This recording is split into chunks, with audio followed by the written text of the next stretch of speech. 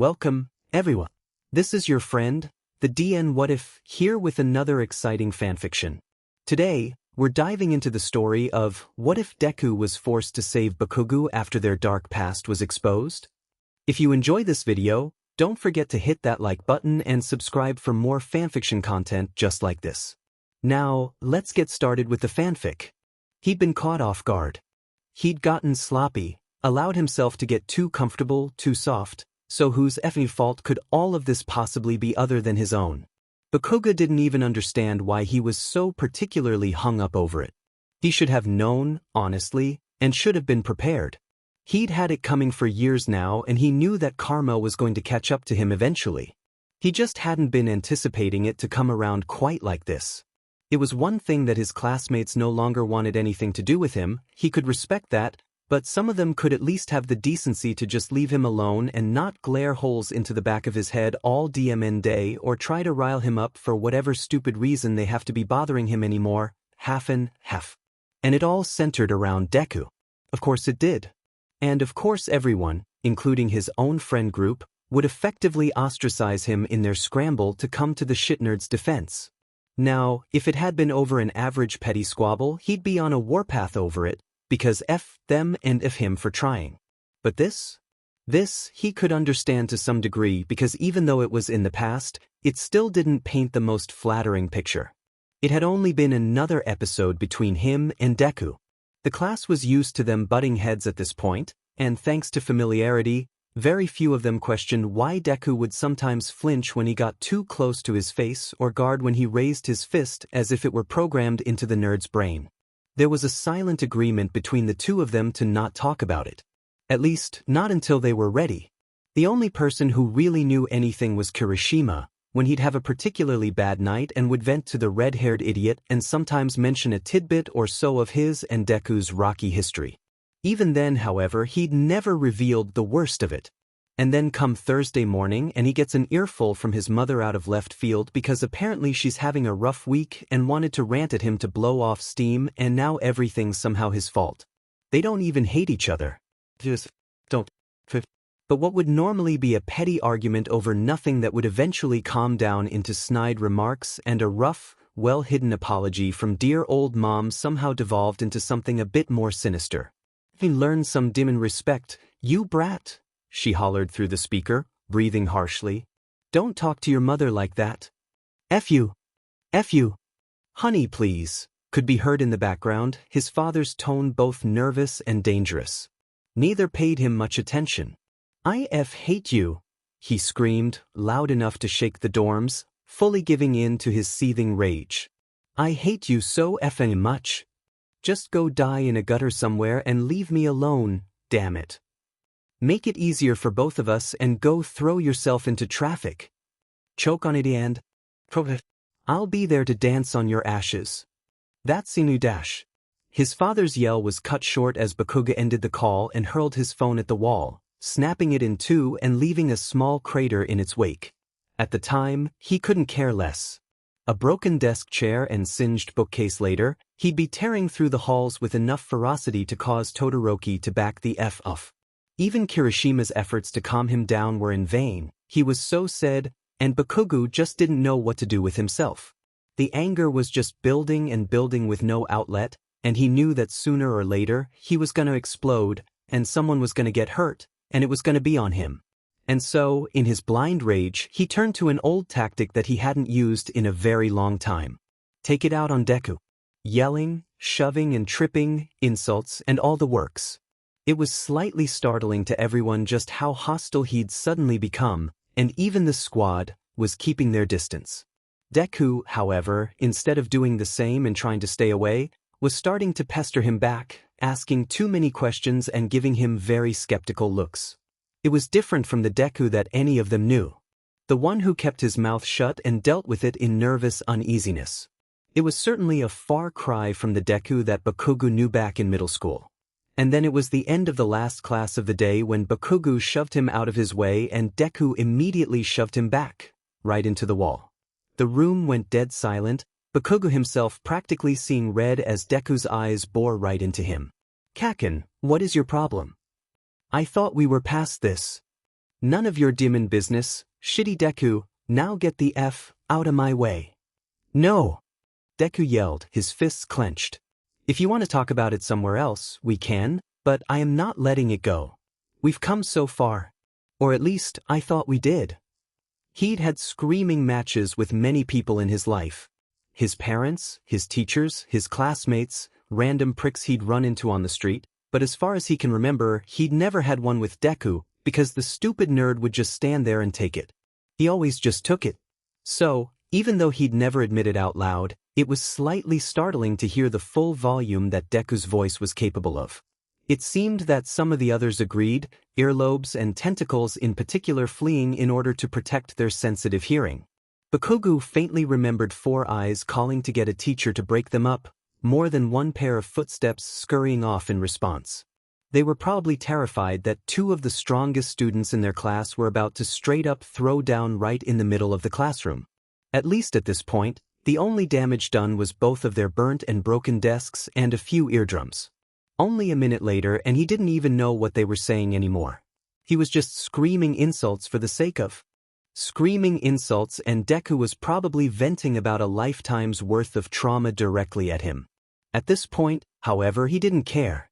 He could handle anything that Deku could dish out. Says the guy who told me to kill myself. Except for that. Bakugou flinched as if he'd been physically struck, rightfully not ready for the sudden revelation dropped in front of a good majority of their class.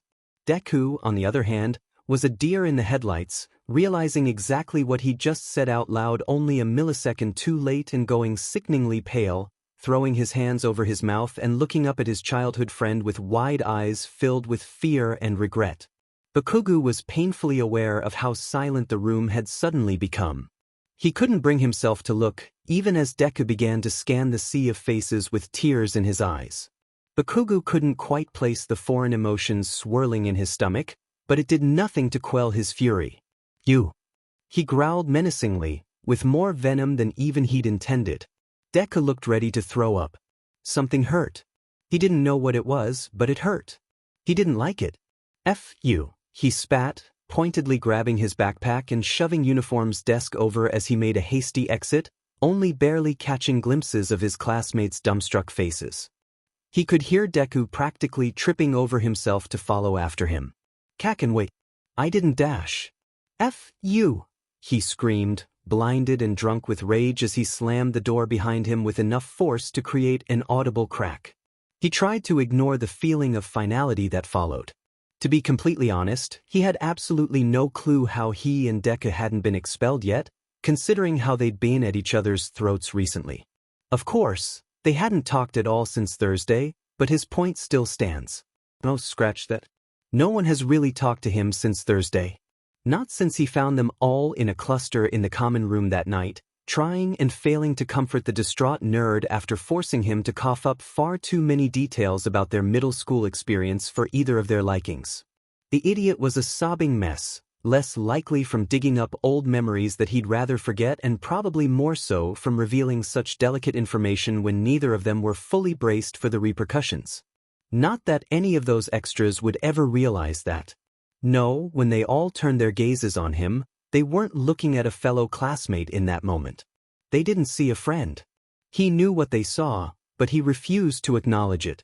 Some he could convince himself that he didn't give two sheets about, but others stood out, such as Four Eyes' sheer disappointment and Icy Hot's literal shaking, attempting to stare a hole right through his forehead.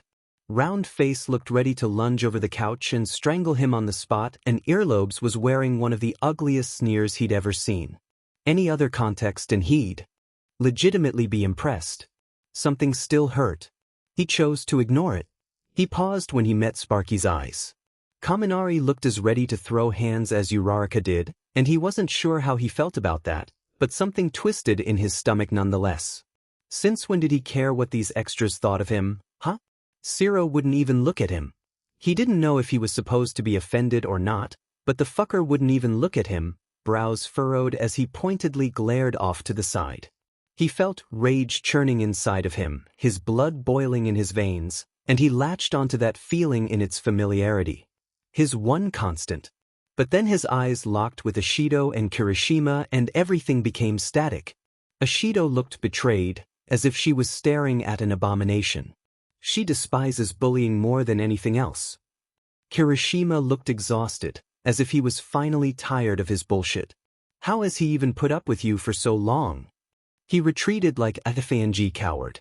The atmosphere of the city around them just seemed too DMN cheerful. It was crowded that day, the streets bustling with friends and families alike laughing like a bunch of screeching hyenas and blindly admiring all of the colors and sights assaulting their vision.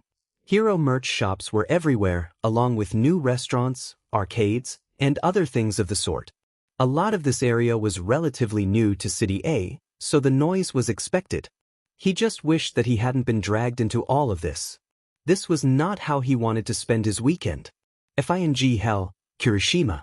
The redhead was the literal next best thing that ever happened on planet Earth, second only to All Might's hero debut, and Bakugou could no longer be convinced otherwise. There was no other explanation, considering that out of everyone in his dumbass class, Kirishima was the only one who actually went out of his way to try and get his side of the story. Not that it sounded any better. Bakugou was not the type of person to sugarcoat things. But you're not like that anymore. Kirishima had reasoned as if it were obvious. Bakugou was not proud to admit that he'd gotten a bit emotional over it, but it was Kirishima, so it was fine. He was his best friend. He said it. He almost felt indebted, which drove him up the wall since he hated owing anyone anything, but the guy had chosen his side, even when he knew he was in the wrong, so the least he could do was come along when the idiot had invited him to tag along for their little excursion. As much as he didn't want to spend any more time with his classmates and their stupid grudges, or Deku in general, than necessary, he felt like he owed it to Kirishima to stick with the guy as he'd done for him. Of course, when they'd arrived at their destination, loud and irritatingly colorful and really FING crowded, he didn't expect for Aizawa to divide them into small assigned groups for a certain amount of time. And he was convinced that Aizawa was out to get him too, because he was paired with Deku and Raccoon Eyes. Awkwardly shuffling around the 8th hero merch store that they'd come across and Deku had begged to explore, Bakugou eventually found himself looking down from the indoor balcony of the 2-story merch store at the random extras browsing below. Up here, where there were fewer people, the mindless chatter from afar was almost relaxing, like background noise you'd fall asleep to. For a moment he was alone with his thoughts. Granted, they weren't the most reassuring, but still. Kaken! Deku chirped from somewhere to his left, a permanent smile plastered on his face trying to outshine the sun itself. Next to him, Ashido looked weirdly uncomfortable, refusing to look him in the eye. He would never admit it out loud, but her reaction to everything might have hurt the most. He'd known her stance on bullying. She'd proclaimed it proudly on more than one occasion and had practiced her words religiously. Any time that the idiot parade would drag him off to go out on the town to hang out, and they came across any scene that even remotely resembled bullying, she would intervene, whether it was as small as aggressive name-calling or a straight-up beatdown. It didn't matter. He didn't care what they thought of him. He didn't. He'd been worried about how she'd react. They have so much cool All Might stuff in the back. Deku exclaimed, either not noticing or ignoring the tension in the air. Most likely the latter. Come check it out. Bakugou glared at him, his scowl turning into a snarl. Puff, I'm not at the mood. Deku had been about to say something else when Ashido stomped her foot on the ground with a slam. The least you could do is say, no thank you. From the look on Deku's face, he was now acknowledging the aforementioned tension, looking at the acid quirk user in concern. Bakugou pushed himself off of the railing, crossing his arms and looking the girl straight in her stupid black eyes. Still gets the point across, doesn't it? Get off my back, he said coolly, doing everything in his power to keep his temper under control. Lashing out now would lead to way too many problems that he neither had the time nor patience for. Ashido wasn't impressed. The point you get across is that you're being a rude, selfish JRK. Deku cringed. Bakugou scoffed. That all you got, horns? The Pinkette's face turned a reddish color as she clenched her fists in anger. With a hard sigh, he shoved past her. He could still feel his own temper rising, but he swallowed it down. This was a battle that he'd lost so many times in the past, and if there was one thing he still hated more than anything else, it was losing. Stop being such a bully, she spat behind him. He kept walking towards the left stairway. You've always been such a bully. How did I not see that? He took the first step down when she threw one last jab at him. And you know what bullies are? Villains, that's what. That one kinda. He'd like to think it wasn't because they'd still been allies earlier that week. His steps must have faltered, because it was a second or so before he was back to putting one foot in front of the other, resolutely deciding that he would not give her the satisfaction of any hint of hurt, whether she'd been wanting it or not. Hell, she might not even want to hurt him at all. She was probably just trying to get a point across and do what she thought was right. She's a good hero, after all. That's what he begrudgingly told himself as he reached the ground floor and made his way to the doors, ignoring the sharp sound of the wind picking up. A moment later found him throwing a punch at the wall outside the store with a muffled curse before heavily planting himself on a thankfully empty bench and rubbing his temples due to an oncoming headache. This was beyond aggravating. If he'd known that the majority of his time would not be spent with weird hair, he would have declined. It didn't surprise him that just about everyone within his vicinity did everything in their power to avoid eye contact and keep themselves and their brats within a certain distance of him, probably due to the powerful rage aura he must be subconsciously emitting. A large part of him was grateful, as it meant fewer annoyances from random extras that might otherwise wander a little too far into his personal space. A smaller part that sounded suspiciously like Deku oh so helpfully reminded him that people shouldn't be afraid of their heroes. Kaken? Well, speak of the devil.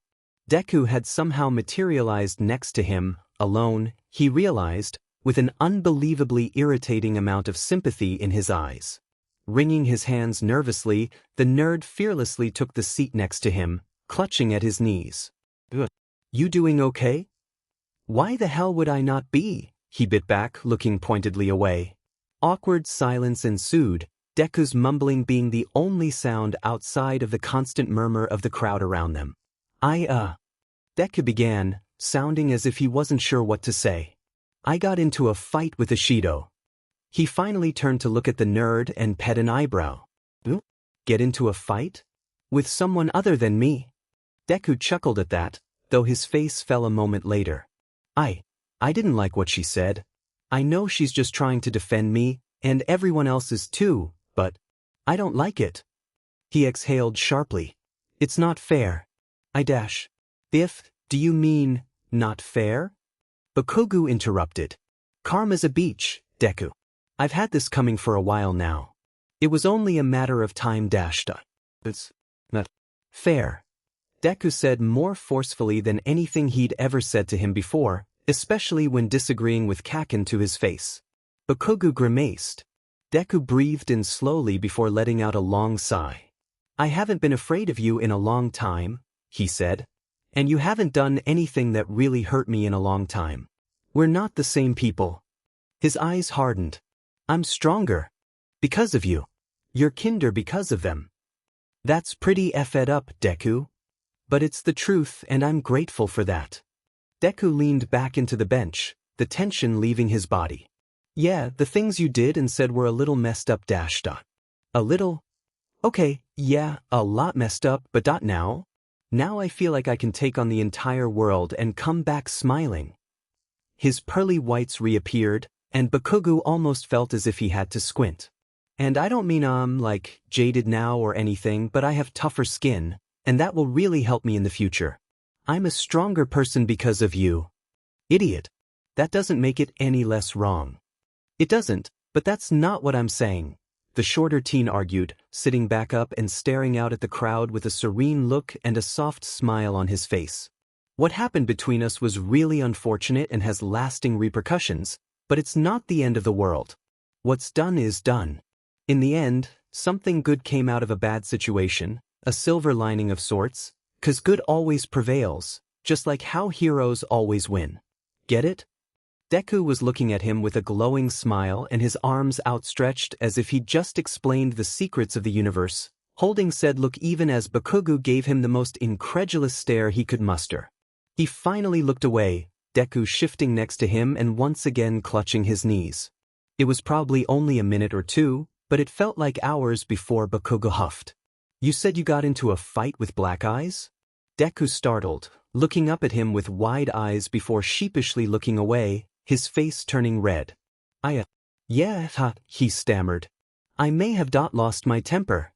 He looked completely away from him, hiding his face. Did you, feel any breeze? Before you walked out? There was a moment of silence as Bakugou put two and two together and his eyes widened in shock. What the F dash? You took a swing at her? I came really close, he admitted, wringing his hands again. His voice was watery with guilt. I'm glad I stopped myself. I don't think I would have ever forgiven myself. I still feel really bad about it. I probably really scared her. I'm apologizing really, but He curled in on himself, glaring at the ground. I was so mad. I just hate this so much. If I hadn't opened my big mouth The hell, Deku, don't even start with that. I hate how everyone's treating us. I hate it so much. They're acting like we're both still the same people we were when all of that happened and we're not. The idiot stood up at that, still glaring daggers at the ground and trying not to cry. They don't know anything. They don't know. Bakugou kept his face neutral as he stared at the over-emotional nerd rubbing harshly at his eyes in an attempt to keep it together. He was willing to bet that Deku just wasn't as accustomed to being this angry over something of this nature. He sat down heavily, taking a deep breath to calm himself down before they fell back into silence, and for some unexplainable reason, it was surprisingly comfortable. And then Deku turned to him sharply and they made eye contact, his eyes hardened and holding a level of seriousness and energy that caught him off guard. Read my lips, Kaken. You are not a villain. He would take it with him to his grave, but the force and determination, the resolve behind his proclamation made his heart stutter for a moment. Deku must have caught on the second before he looked away, because he seemed to brighten back up, leaping up and moving to stand directly in front of him. So, on a less intense topic about the All Might merch in there, what I was going to say is that they actually have some really rare items for sale. I even saw figurines from his debut, even before the Golden Age. That caught his attention. All Might's first hero outfit had fallen into obscurity years ago, so only extreme fanboys, like the one in front of him and himself, but nobody else needed to know that, could recognize it that easily. Sheet for real? Deku lit up like a Christmas tree at his acknowledgement. Yeah, and they've even got those really valuable gold-plated ones for collectors that sell for thousands online. And they're super cheap, so I don't think they even realize their value. Deku was practically vibrating with excitement in front of him. Come on, please, please, please? You're the only one that gets All Might merchandise like I do, and I really don't want to talk to Ishido right now. He trailed off at the end, most likely still feeling like human garbage for even wanting to hit her, if Bakugou knew him as well as he unfortunately did. However, Deku shook his head and smiled back at him, holding his hand out invitingly. And then he flinched, going wide-eyed for a moment as he glanced at his outstretched hand and suddenly had a moment of panic, pulling it back and clutching it tightly to his chest while laughing sheepishly. Sorry. Force of habit. Bakugou sighed loudly, pushing himself off the bench and bending his back, an audible but comfortable crack following. You know what? I'm feeling petty and got nothing better to do. Let's go. Compared to all of Deku's other smiles, the sun had nothing on the way his dumb effing face was shining right then. Really? Like for real? You mean it? Shut up, Deku. The nerd jumped, scrambling to cover his mouth, but kept on smiling nonetheless. Shutting up. Deku ran ahead as Bakugou briskly walked after him, disappearing behind the glass doors and making a beeline for the stairs. He must have gotten scolded for running, because Bakugou walked in to find him apologizing and bowing to a stern-looking retailer by the front desk in a manic fashion and sweat flying off his face. Bakugou didn't wait for him, making his way up the staircase with Deku catching up a moment later, his face redefining the color red. It looked darker than Kirishima's.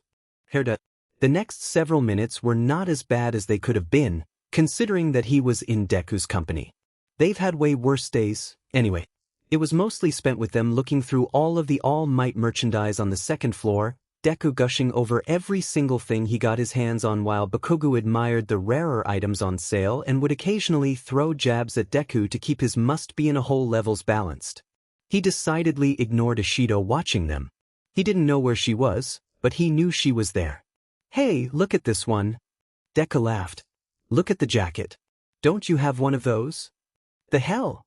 It was a small figurine of All Might's younger days, back when he worked in the US, with rounder facial features, unfamiliar white scaras, and sporting a comfortable but fashionable varsity jacket.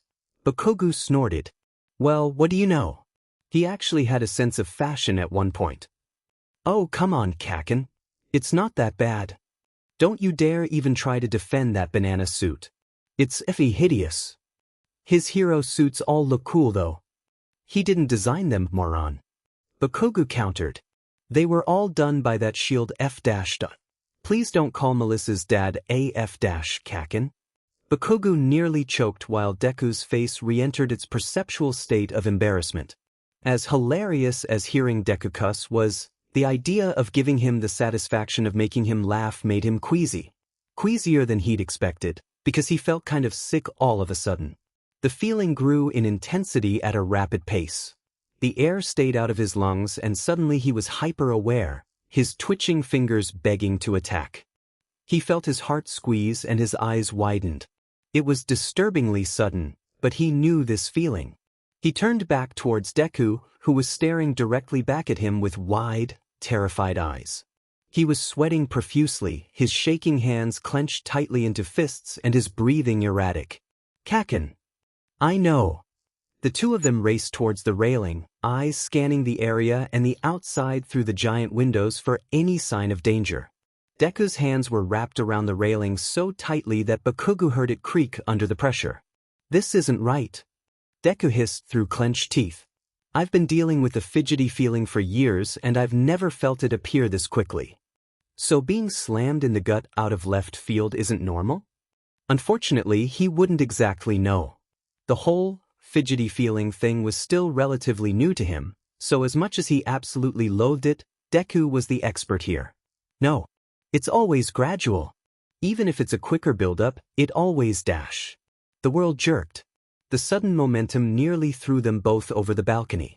Screams and shrieks could be heard all around them as people, products, and property alike were violently thrown around and the building groaned loudly as it slowly leaned towards the side. The large windows above shattered, raining glass down on fleeing civilians as they shielded themselves and their kids from the falling debris. So this hero sense can predict even the most procrastinated villain scheme or a single random moment of extreme danger several hours in advance, and yet it still doesn't have the ball to F with mother effing nature. Duly noted. "Kaken." Deku screamed in his ear and made him wince, but with a quick look behind them, it was clear that they were the only ones on the second floor. "This floor looks clear. We have to go." "But what if dash? Hasn't Aizawa taught you anyway? Will be of no use if we get squashed. Now move it." With that, the two leaped off of the balcony, launching themselves through the broken windows and skidding around the ground outside. The second his feet touched the ground, Deku was hauling but like it was on fire, vanishing into the crowd to help with rescue efforts right then and there, and Bakugou couldn't even think of having a say in it before he was alone. It was difficult to get his bearings between the panicked crowd and the earth throwing a hissy fit, but ultimately, this kind of situation was not his forte. There was no villain to beat the sheet out of. This was a natural disaster. This was entirely rescue. And he was going to get to practice with a real-life situation and real-life consequences. FING fantastic. The building was emptied out, and the majority of the crowd had moved away. Off to the side, Bakugou spotted the color pink, Ishido yelling at a boy with what looked like his younger sister to not hide under anything like a dumbass and get out in the open before they get flattened. After yanking them out from under the low-hanging balcony, it caved, demolishing the land where the two had been curled up moments ago. From behind, there was a huge crash, and Bakugou turned just in time to watch the hero merch shop fall to the ground with a resounding roar. He could only hope that everyone made it out. The hundreds of dollars of merchandise were gone for sure, though, and that was a real shame. The world had been shaking for 30 seconds. Where in the fresh hell did Deku F off to? The building next door to the now destroyed merch shop swayed dangerously, people screaming and backing up as dust coated the entire area. Another building down the street collapsed, taking down another one nearby. In response, Round Face and Tail appeared, already getting distance between the falling rubble and the populace and preparing to start searching once the shaking stopped. And it did. Despite the severity of the earthquake, it barely lasted a minute. It was astonishing how easily the world around them was destroyed in a single minute. The streets had been torn in half, people barely avoiding falling to their deaths as a sinkhole opened up a ways down the street and swallowed up what looked like an entire block. Somehow, the building next to the now destroyed merch shop was still standing, leaning over dangerously as terrified. Cries rang out. From the looks of things, heroes were already responding down the way, but if there were people still trapped, then they needed help now. Aftershocks were a thing after all. That, and the hero sense was really kicking in now, which only meant bad things. Seriously, where the F is Deku? His eyes once again zeroed in on the faulty building, and somehow, he knew that the idiot nerd heard those cries for help too. Screw it. He took off in a sprint, letting his feet move on their own and carry him towards the groaning structure.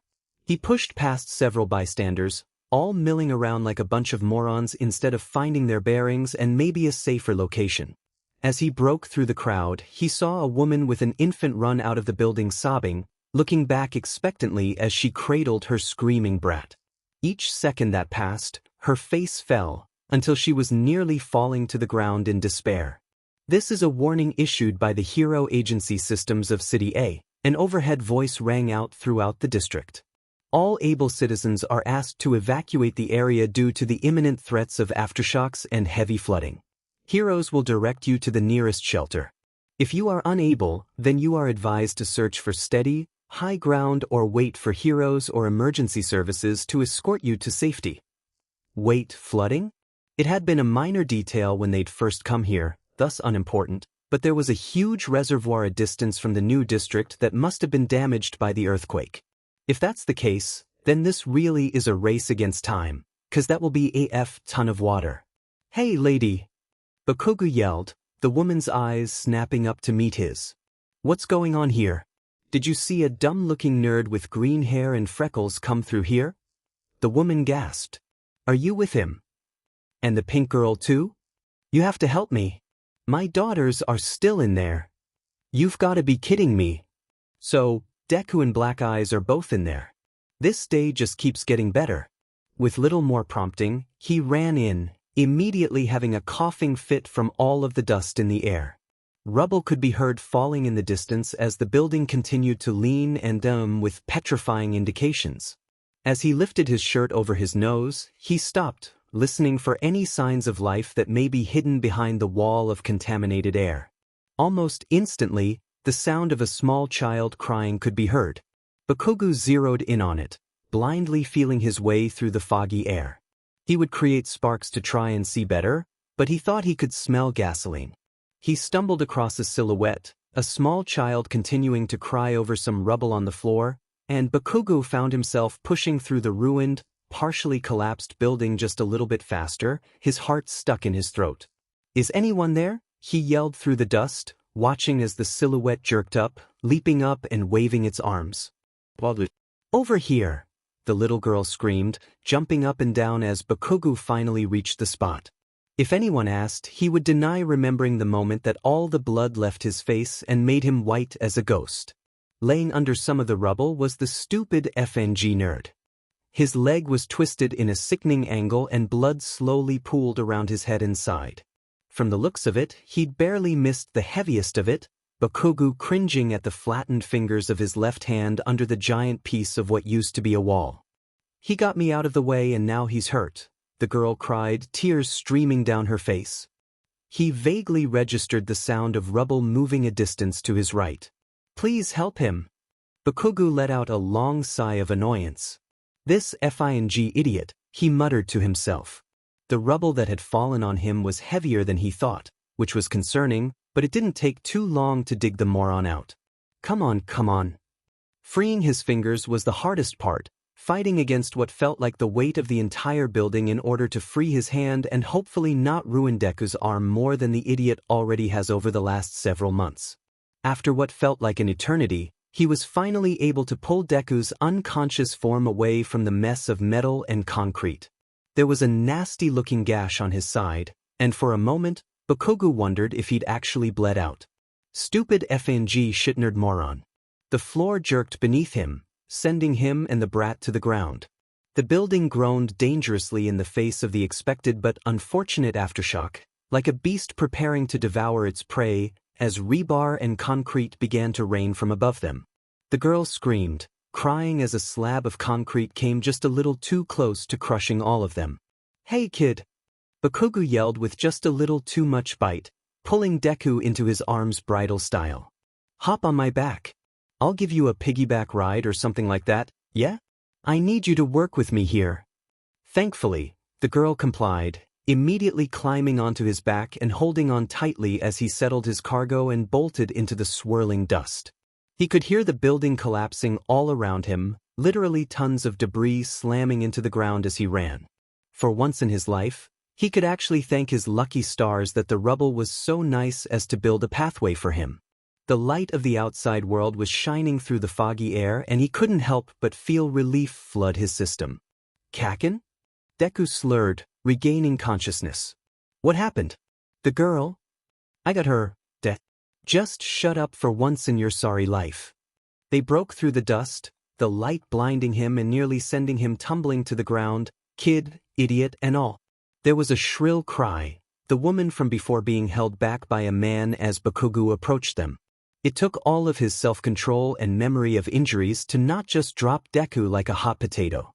The girl hopped off, running to her mother and hugging her tightly as another building across the street collapsed and sent dust flying.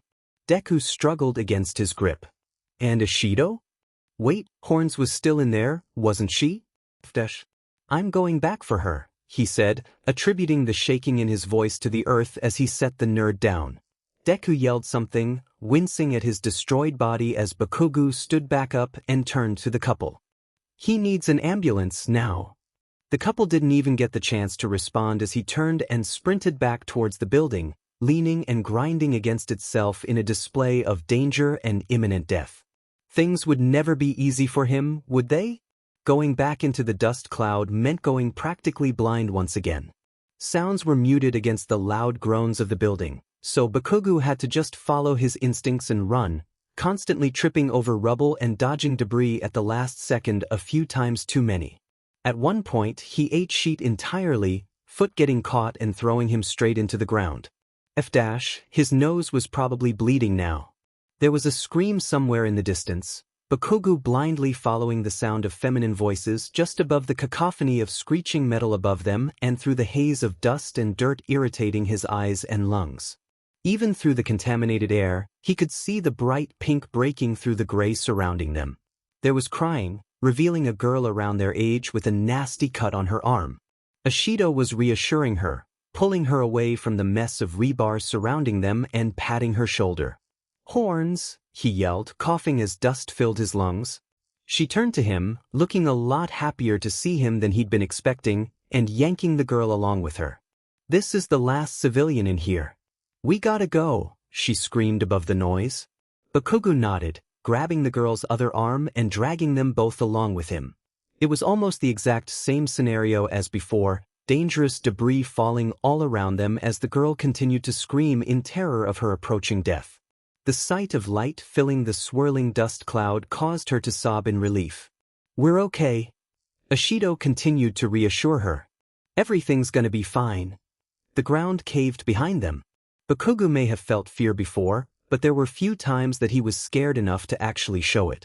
Seeing the floor disappear behind them and a massive crack appear in front of them was one of those times.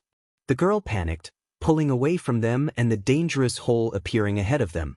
Ishido yelled something, pulling her back towards them as the ground shifted, dropping them down a few inches. Of course.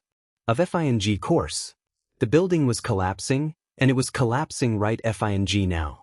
Thinking fast, Bakugou hauled the flailing girl to him by her waist, running up to the edge beyond oblivion and straight up throwing her to safety.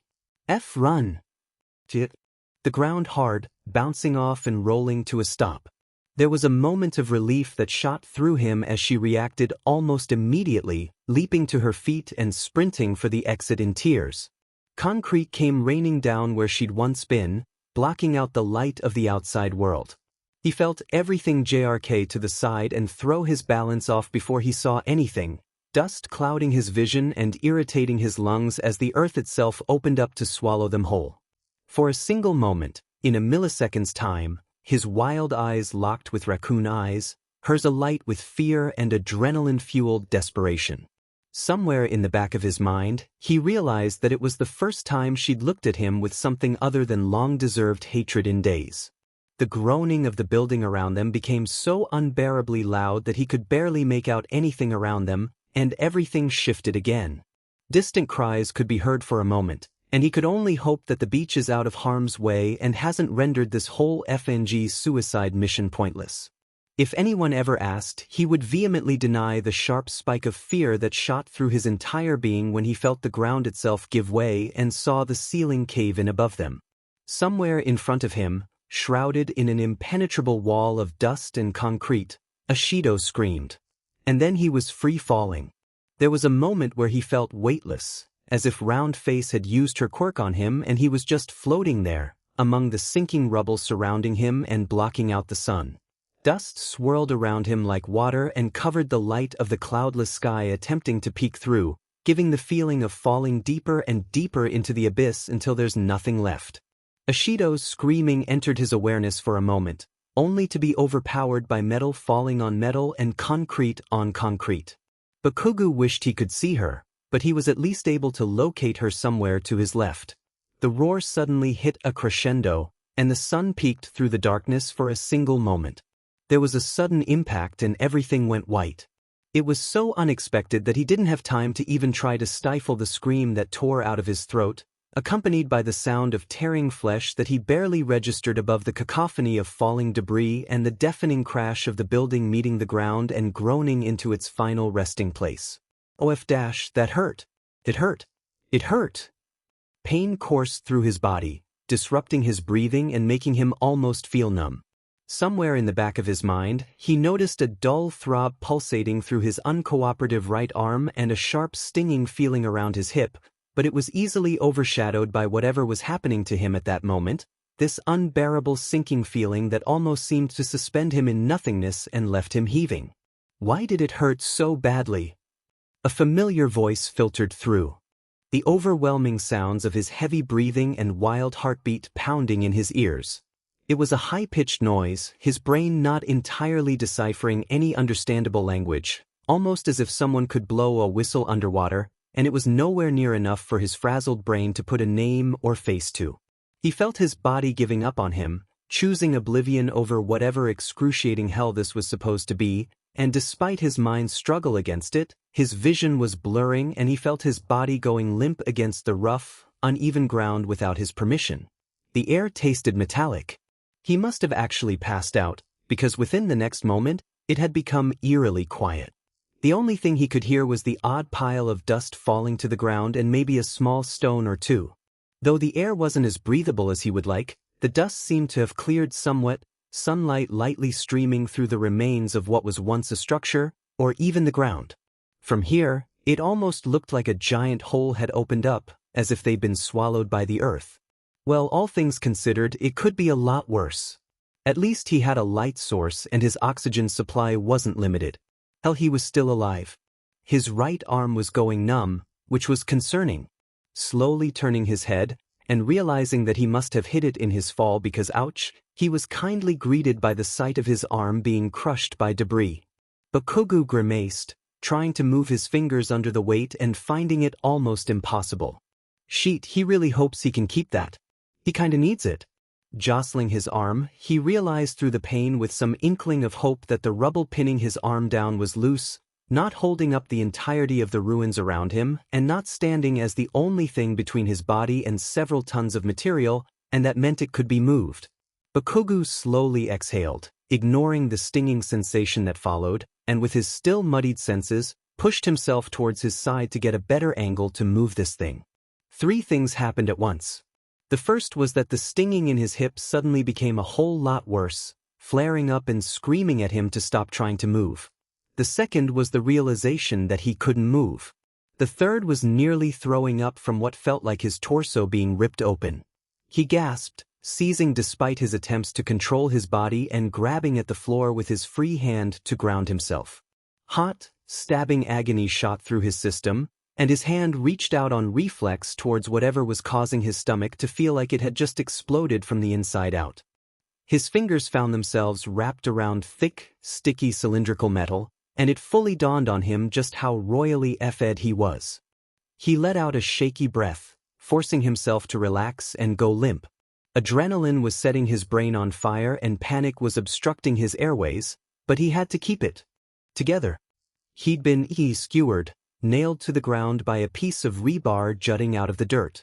By the stickiness on the pole, he must have slid down a bit from where he'd originally been stuck, which would explain the floaty feeling before he conked out, and would also mean that his stomach is even more jacked up than it looks. He'd been thrown into a sinkhole, speared in the gut, and left unconscious for an unknown amount of time while bleeding. How in the F was he still alive? Blasty? Her voice was small, cracking with emotion, and it was too weirdly uncharacteristic of her for him to fully recognize her at first. He allowed his head to roll to the side, finding a blurry but familiar pink silhouette in the mess of rocks and concrete to his left. Horns. She let out a sob, her form slumping onto the ground and shaking against the heavy debris pinning her down. As his vision cleared, he could make out the ugly-looking cuts and puncture wounds littering her arms and the stream of blood running down her face. Her hair was even more disheveled than it usually was, which he didn't know was possible, dirty and sticking out at awkward angles, and the color of her skin was dimmed by dirt and grime, making her eyes stand out even more. He noticed huge tear tracks, cutting easily through the grit on her face as if they were painted tribal markings, and she sniffled. Bakugou waited as patiently as he could as she went into a coughing fit and whined miserably. "I thought dashed," she forced out, inhaling the clearing air greedily and her voice shaking with a dizzying number of emotions. "I saw you fall. I thought you were dead." Another sob. "I was so scared that dash dot. Save the pity party for when we get out of here," he grit out, cringing at how raspy his voice sounded. "We're not out of the woods yet." Black eyes let out another whimper, but her eyes shone just a little bit brighter. She began to struggle, fighting against the weight holding her in place. On closer inspection, her fingers were bleeding and most of her nails were broken, as if she'd already tried to forcefully claw her way out. The pile on top of her was massive, the large, heavy rocks precariously balanced at the top of the smaller ones surrounding her body. He didn't know if the size of her crevice was just tight enough to keep her in place or if her lower body was being crushed, but either way, she was pretty much stuck. But he was even more stuck, literally pinned down by nail and hammer, with something else piercing into his right hip and his right arm held in place. As much as it made his blood boil, he was out of commission. "Help!" Raccoon eyes shrieked, hoping that by some miracle, someone might hear them. "Someone help us, please. Sensei." "Kiri." Silence answered her plea. Frustration settled on her face, her struggles against her cement prison renewed. Even as he watched her squirm, he could feel his senses becoming duller. For a second, he was terrified that he was coming down from his adrenaline rush, anticipating the brand new onslaught of pain that would come with it and threaten to take him out. His pounding heart fought against it and he gagged. "Blast!" He coughed, bile rising in his throat and leaving it feeling like he swallowed Horn's acid. He grimaced at the strong taste of iron in his mouth. "Hang in there, dynamite!" she yelled, pushing and shoving at the rocks around her despite the obvious futility of it. He hated how desperate she looked. "I'm gonna get you out of here. I promise." Bakugou let out a shaky, painful sigh, looking away from his classmate's struggling form and sinking back into the recesses of his mind. His brain was running 1,000,000 miles a minute, possible plans of escape, reasons that there might be no help, the logistics of their survival, pros and cons, and worst-case scenarios flying through his mind at speeds that he could barely comprehend. Good grief, This must be what it's like inside of Deku's head. Yeah, he's not a fan. It was still better than letting the pain consume him. He hadn't realized he was breathing through clenched teeth until he stopped his train of thought, being slammed in the gut by the pain and nausea, his body screaming at him to do something about it. What that thing was, he'd love to know. Blasty? Horns shouted through her, panting. Blasty, can you hear me? Stay with me. His head was pounding, so he just flipped her off with his good hand instead of turning to look at her. With his luck, he was probably also concussed on top of everything else. His mind started right back up again. The quickest solution would be to blow up the rocks holding Ashido down with his free hand, but that would risk crushing her if they fell the wrong way. If they waited for help, it would be safer, but his own injuries in particular didn't give anyone much time. He hated this feeling, this helplessness. It sent shivers crawling up and down his spine and left him in a state of barely contained rage. He grit his teeth and dug into the dirt with his free fingers in an attempt to ground himself, because as much as he wanted to freak out, as much as he was freaking out, this was a matter of life or death and he needed to stay calm. And not his definition of calm. Breathe. Breathe, Blasty. Ashido's voice cut through his muddled mind, and he suddenly realized that he was actually hyperventilating, senses heightening against his will and leaving him in unfiltered agony. Something was coming. Ashido, he gasped, swallowing the scream that tried to crawl out of his throat. I got a game plan, but it could get really bad.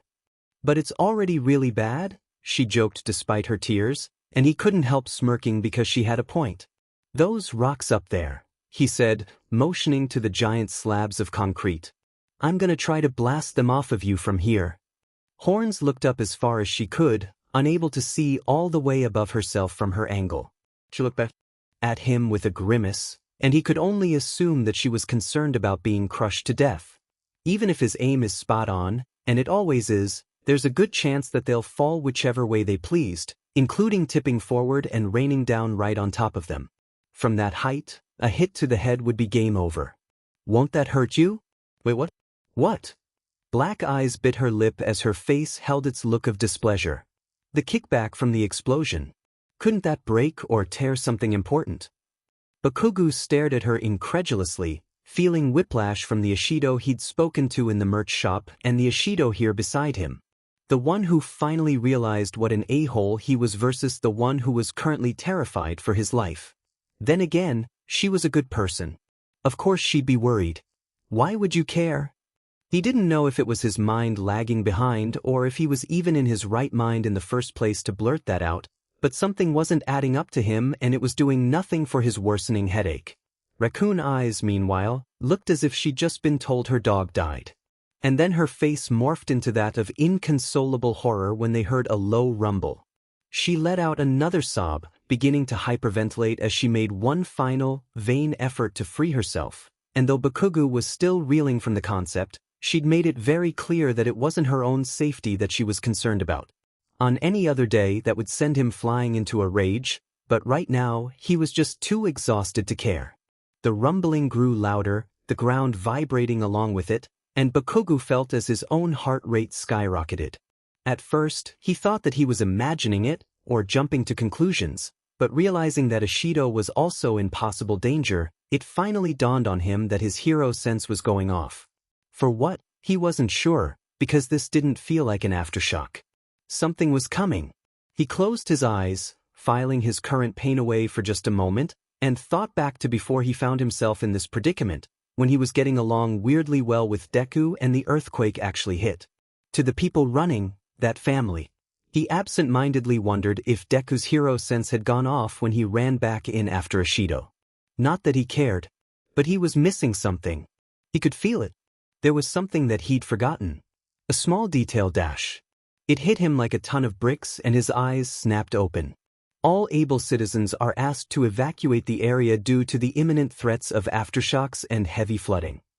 Imminent threats of aftershocks and heavy flooding. Heavy flooding. No way. Scanning their surroundings, Bakugou felt a small sliver of hope when he noticed that they were practically surrounded by a gigantic moat, trapped on the highest point of the ground inside the hole. But that's the problem. They're stuck in a hole, and if what's coming is what he thinks it is, then it's a no-brainer that the hole's gonna fill up. Ashido, he choked out, coughing harshly from exerting his voice so much. His lips tasted strongly of copper. Cover your head. They both knew it wouldn't do her much good, but she obeyed nonetheless, folding her arms protectively over the back of her head as her face hit the dirt. With the best angle he could get, and as much sweat as he had available, he swung. The world erupted in a flash of heat and the lights went out. Aizawa was this close to having a straight-up meltdown, logic be damned. Calm down, Eraser. Present Mike said coolly beside him, and at a respectable volume. They'll find him in no time. I have been a full-fledged pro-hero for over a decade, Aizawa spat. And I am a teacher who has an exact fourth of his class still missing. I have every right to be down there searching for them right now.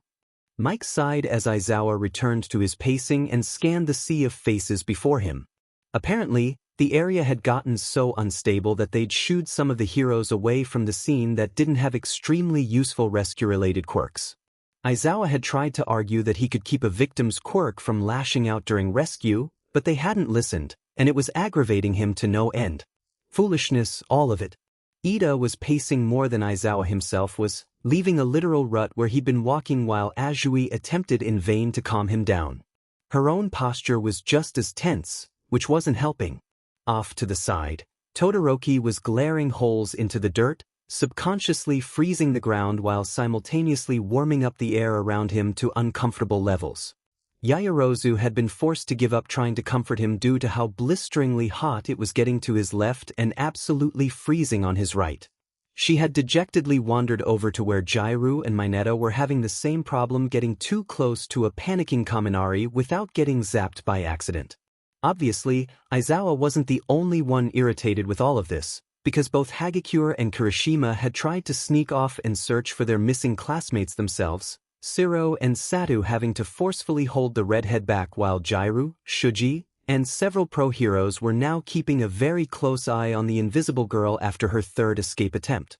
Thankfully, Tokoyami, Kuda, and Aoyama were not being as difficult, choosing instead to mope around and generally bring the mood down even more than it already was. That left Uraraka, Midoriya, Ojiro, Bakugou, and Ashido still unaccounted for, and he hadn't heard a single word from any of them. Aizawa kept pacing. He tried to not look desperate when he quickly reached for his ringing cell phone, or even remotely disappointed when he read the caller ID. What? Hey! Vlad King panted into the phone. I heard that you and your class were out on the town. Are you guys all right? Aizawa groaned, rubbing a clammy hand over his face. 15 accounted for, 5 missing. Vlad King hissed out a curse and Aizawa droned on. How are things at the school? Could be a lot worse. Vlad King responded with a sigh. There's a lot of damage to the structure, but it's still standing and the only injuries we've got are minor. We can all thank the principal and All Might for that. All Might had been losing his sheet for a solid minute before the earthquake hit, so we were already prepared for something to happen. Good. Aizawa huffed. Apparently, it's bad enough out here that they're evacuating heroes, so stay on your guard. DMN. Yeah, will do. Keep me updated, and keep an eye out for Recovery Girl. She's trying to get a helicopter over there. With that, Aizawa hung up, looking out expectantly over the mob once again as another group of civilians and emergency personnel began to shuffle through.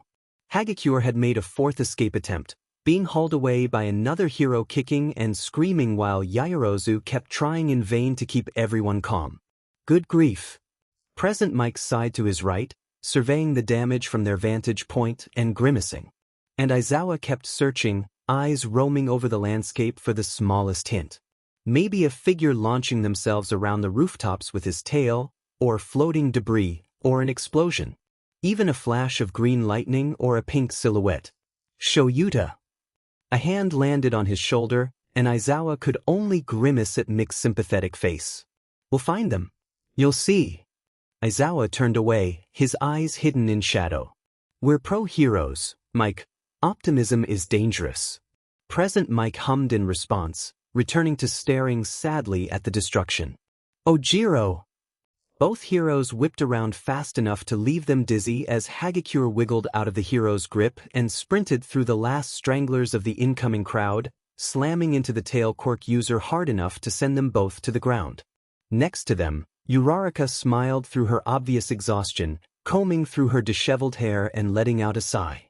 Aizawa and Present Mike joined the rest of the class in swarming the two heroes in training, Aizawa ignoring the slight weakness in his knees. "Are you guys all right?"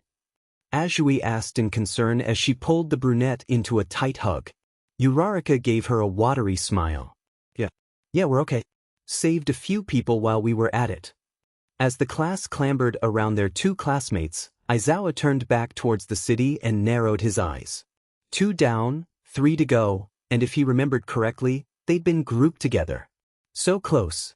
"Eraserhead," a voice called out, and Aizawa turned to find a police officer approaching him. He was a tall fellow with short black hair and honest eyes, and was sweating like a pig. "I need to speak with you. I'm friends with Yagi." "Ah, in that case, this must be Detective Tsukachi." Aizawa watched him carefully. "Go on." "I've just phoned Yagi and I was told to inform you as well," he stated professionally, despite his panting.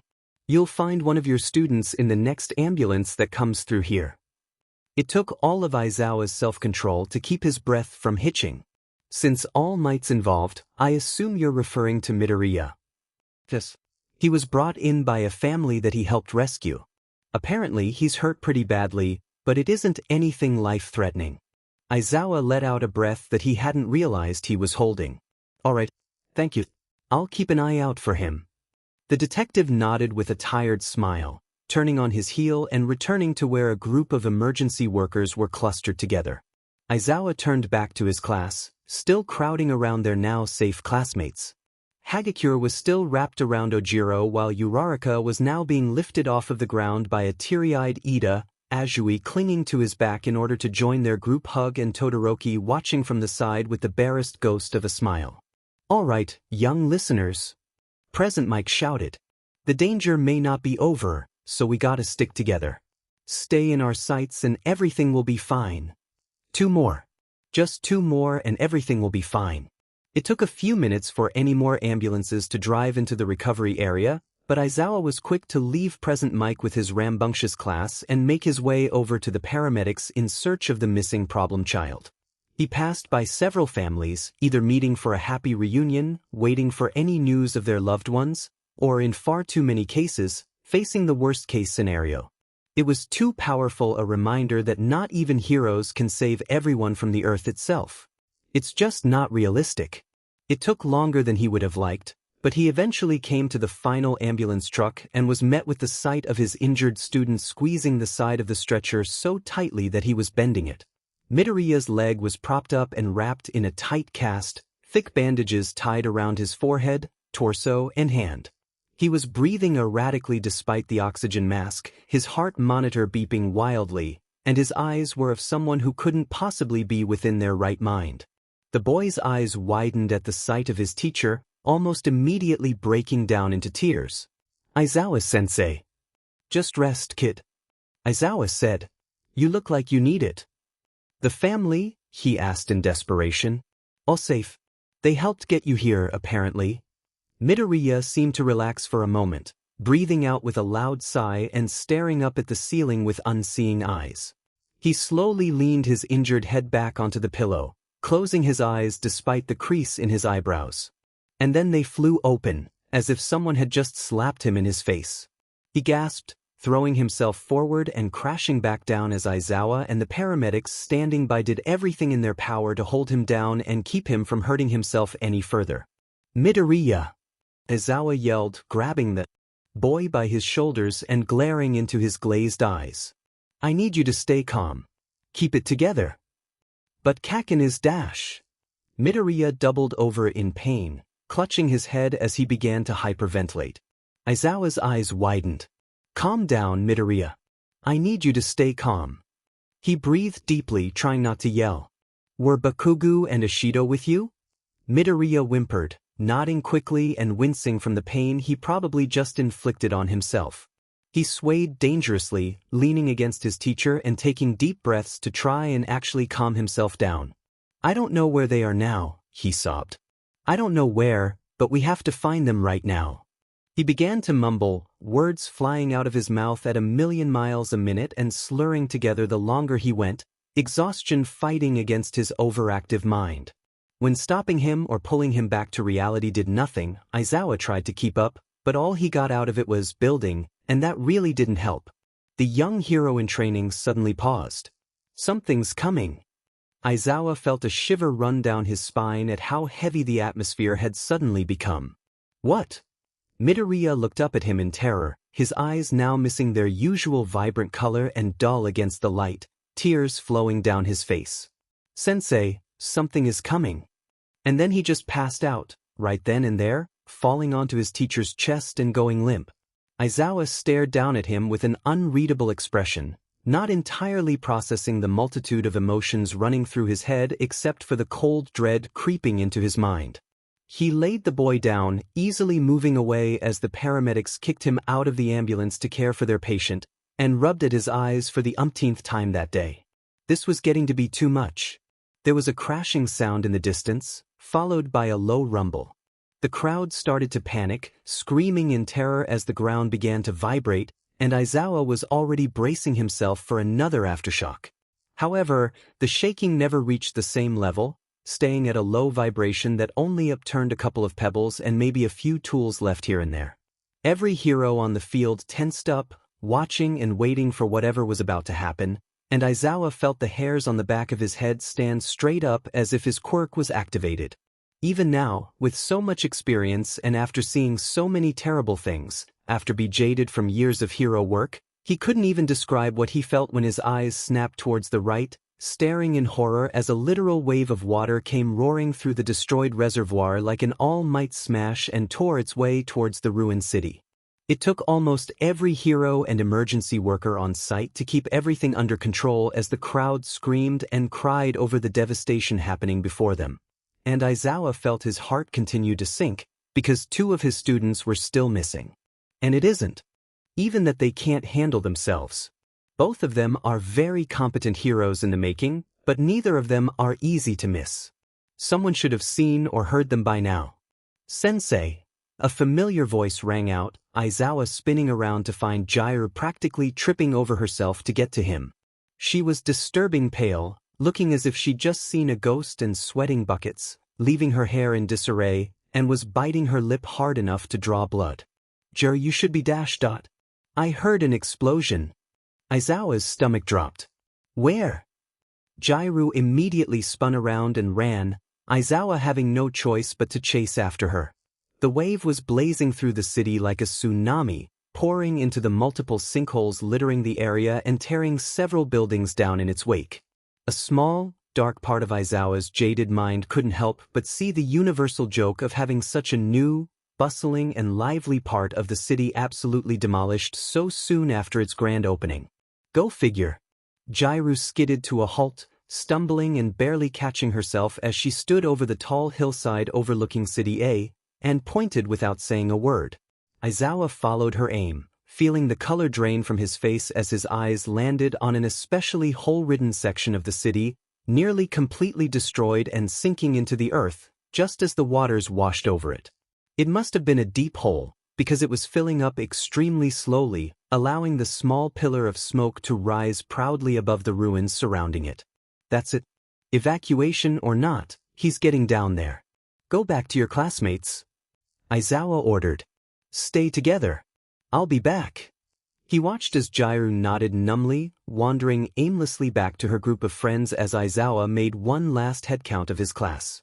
Present Mike seemed to be doing the same thing, counting them one by one as he passed through the small crowd of teenagers with a nervous look on his face. Aizawa didn't like that. He narrowed his eyes and glared at Present Mike when said hero turned to notice him, gulping and pulling at the collar of his shirt as he approached him sheepishly. What? Aizawa growled, a lot more heat in his voice than he'd intended. Present Mike laughed nervously. I may have lost track of a few of them. You what? The look that Aizawa was giving him must have been more intense than he thought, because the voice hero looked ready to bolt. I'm sorry, really. A fight broke out between some civilians and I had to help break them up. I was distracted. Aizawa returned to counting, immediately taking note of the distinct lack of blinding red hair. It wasn't hard to make a couple of deductions soon after. They were right back to where they started. 5 students missing, 2 of them likely injured or trapped and about to drown, because they would have rendezvoused with them a long time ago if they were able, and on top of everything, it was now that group of students. And if Aizawa found them alive, he was going to kill them all himself. He'd never admit it, but the fact that the kickback from the explosion actually knocked him the F out terrified him. There was a ringing in his ears when he started to come to, blocking out all other sounds around him other than an almost static resonance. For a moment, he forgot where he even was, confused at the contrasting sensations of hot air making it hard to breathe and cool liquid lapping at his sides. There was a stinging, somewhat burning feeling against his back, accompanied by a sizzling sound that slowly penetrated through his muddled senses. The static lifted, replaced by what sounded like a running waterfall. Somewhere in the back of his mind, he faintly remembered smelling gasoline. The world slowly but surely began to regain some vague idea of shape, his vision being primarily dominated by the color pink. The world suddenly shifted, turning to the left and leaving him gasping from the sudden jolt against his side. The blur of color moved stiffly, shaky appendages reaching over and hovering around his face. Somewhere far away, someone was calling him. His mind slowly began to catch up, taking in the fact that he was now lying on his side, his right arm numb and cold, but free from its stone prison, and his right thigh throbbing from the pain in his hip. He felt himself being rolled over and his upper body being lifted out of what felt like a shallow puddle as his head was placed on something moderately soft. The sizzling returned, though it was dampened by the overwhelming sound of running water. Got it? Ashido's voice floated into his awareness after a long moment, followed by the sound of something slamming into the water beside him. Okay. His vision cleared, and he realized that he'd been placed in Ashido's lap. On the ground, he could see a lone piece of bloody rebar painting the water red. His surroundings looked slightly different from when he'd last seen them, rocks and boulders scattered about in a random fashion and the natural moat around them filled to the brim and spilling over with murky water. Bakugou. Ashido's voice wavered a little too much for his liking. You with me? Bakugou coughed. Yeah. Ashido let out a shaky breath, nodding to herself before looking up at the walls surrounding them. From what Bakugou could see, there was still an excess of water filling into their hole, which would definitely be a problem if they attempted to make their escape. Okay. Ashido mostly said to herself before turning her full attention back to him. I melted parts of the pole so that you wouldn't drown, and so I could move you easier and I. She trailed off, looking back up at the walls with hints of fear and uncertainty. The flood surrounding them continued to rise, now up to Ashido's lap and leaving his clothes drenched. I. Horns. He hated how tired he sounded. I don't know what to do. She nearly broke, tears streaming down her face as her entire body shook and she gasped for air. I'm supposed to be a hero. I'm supposed to save people, but I don't. For the nth time since he'd woken up, she sobbed. I don't know what the hell to do. What am I supposed to do? She slowly lifted him into her arms and away from the rising water, earning a loud hiss that had her wide-eyed.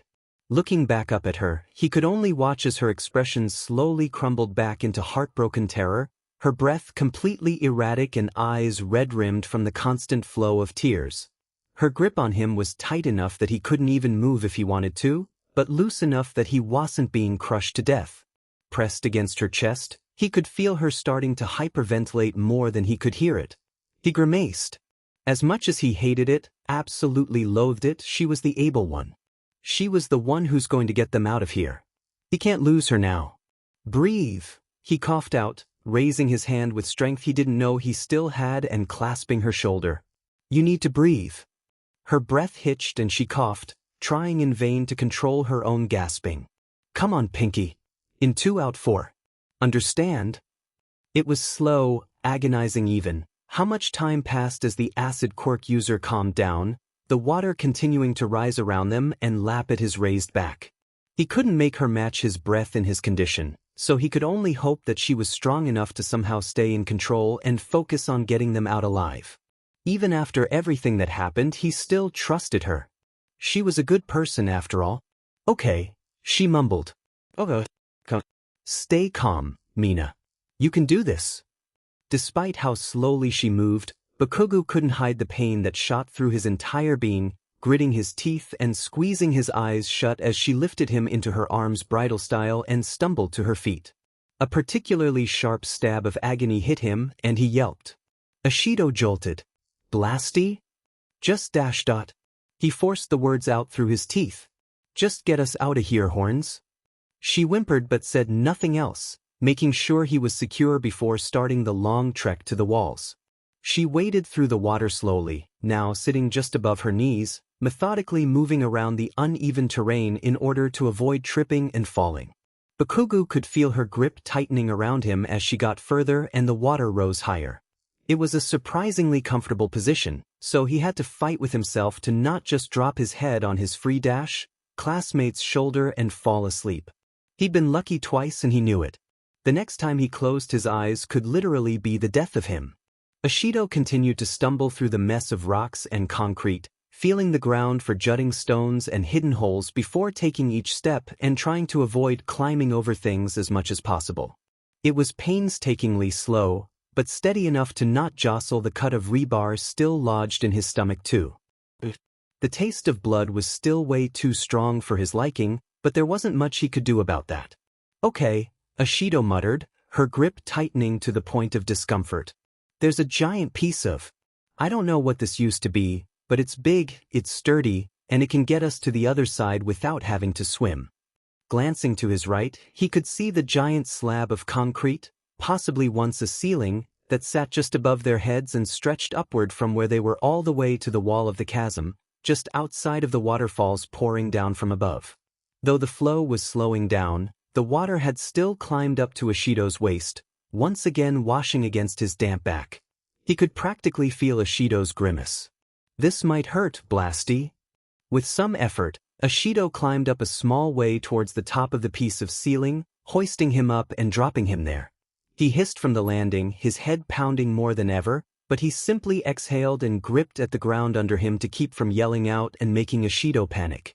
Next to him, there was movement, Ashido easily pulling herself up next to him as if it was second nature. Wordlessly, Ashido reached over and picked him back up, pausing at his sharp intake of breath before settling him and walking forward. As much as Bakugou wanted to get out of here, and maybe survive being gutted, he wasn't exactly sure of how Ashido was planning to do that, glancing over at the high walls of stone and dirt looming over them. Ashido continued to walk, grime still caking her hair in clumps and mud painting her face. There were 2 lines still running down her cheeks from her eyes, where the dirt had long been washed away, practically shining a brilliant pink color much more natural to the overly excitable girl's usual complexion. Damn it! Ashido hissed, looking up at her newest obstacle. Though her voice was as clear as day, he could see the corners of his vision slowly blurry and losing focus, going dark and closing in. And was he tired? He couldn't explain why, but Kirishima popped into his mind, the red-haired idiot giving him a blinding, toothy smile as if he was the greatest thing that ever happened to him. If that was the case, then he really was an idiot. Hell, he cemented himself as an idiot the moment he said any word in the explosion quirk user's defense over this whole mess. Kaminari and Siro appeared in his mind's eye shortly after, but he cast the thought aside. For all he knew, they really did hate him now. Then again, he thought that Ashido hated him too, and she seems pretty adamant about getting them both out alive. Hey! Raccoon Eyes' voice suddenly pierced into his awareness, earning a wince and a strong jolt. Ashido was looking at him as if she'd seen a ghost. Don't do that, Blasty. You gotta answer me. Bakugou only grunted in response, brows furrowed as he put a hand over his wound. He was still soaked, so he couldn't tell if the rebar had gotten jostled and worsened the bleeding, and he really didn't feel like messing it up by sitting up to look. I need you to work with me, Dynamite. Ashido breathed, still looking upward towards their only chance at freedom. Wrap your arms around my neck and hold on tight. I'm getting us up there even if it kills me. Bakugou spat blood and looked at her incredulously. With one arm horns? Whatever it takes.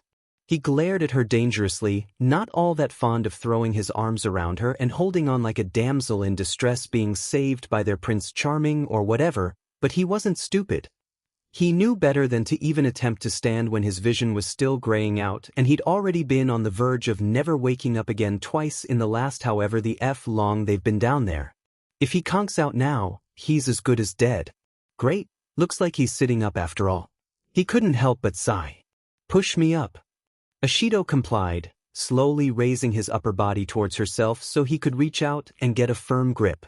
He was sure at least one of his teeth had cracked by now with how much he'd been gritting them, but it was better than screaming and freaking his classmate out. He chanced to look at his injury, finding a sea of red and a mess of metal and flesh where his stomach was supposed to be. A surge of nausea hit him, and he could feel what could only be blood already spilling past his lips without his consent. Blast? Bakugou spat it all out and threw his arms around her neck with a little more force than necessary. Stop losing your sheet every time I so much as cough and climb. He could feel her face harden where his own was pressed against it. Ashido took a deep breath, swallowing what was probably another sob, and shoved her right foot into a crevice. He felt the moment her right arm left his back to reach forward and instinctively tightened his grip around her with more strength than he realized he still had.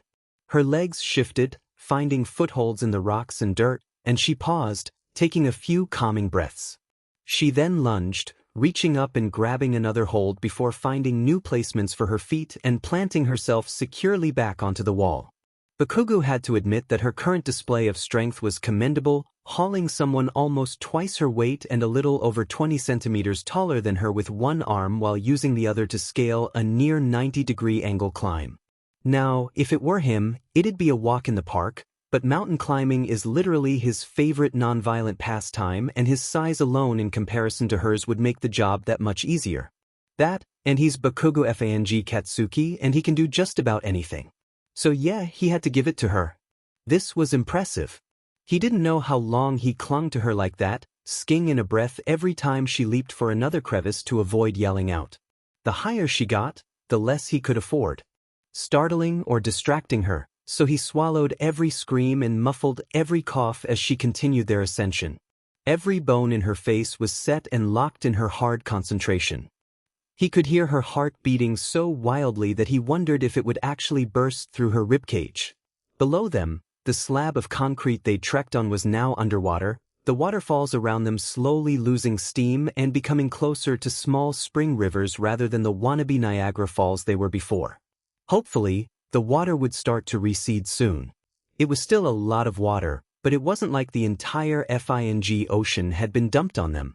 There was only so much water, and the less there was, the higher the chances of a pro hero or one of their idiot classmates, whom he knows would be so reckless as to come looking, finding them.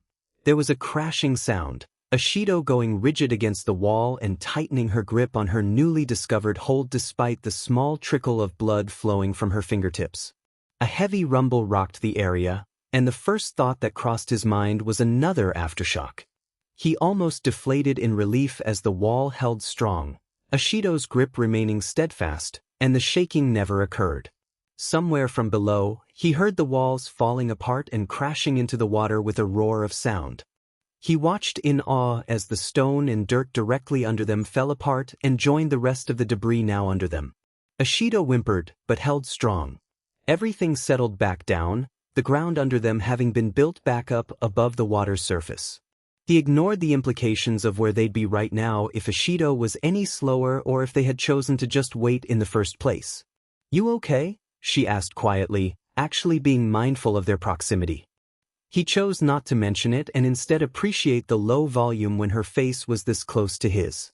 "Yeah," he huffed, ignoring the pain starting to flare back up in his torso. "Yeah, you're doing good, Pink." He knew she'd hung out with him long enough to know that he didn't just hand out compliments or encouragement on a dime. He felt evidence of a hint of a smile by the movement of her jaw against his scalp. The world jerked.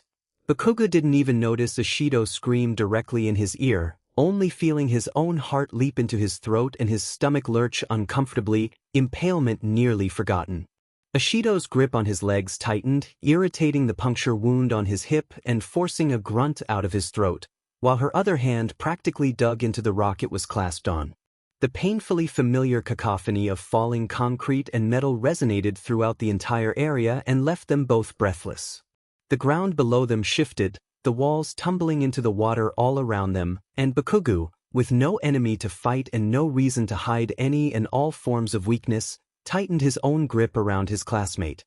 Friend? And dug his face against her nape. Ashido, in turn, let out a high-pitched noise against her teeth and pressed them both against the wall. Please hold, please hold, please hold, please hold, please hold, please hold.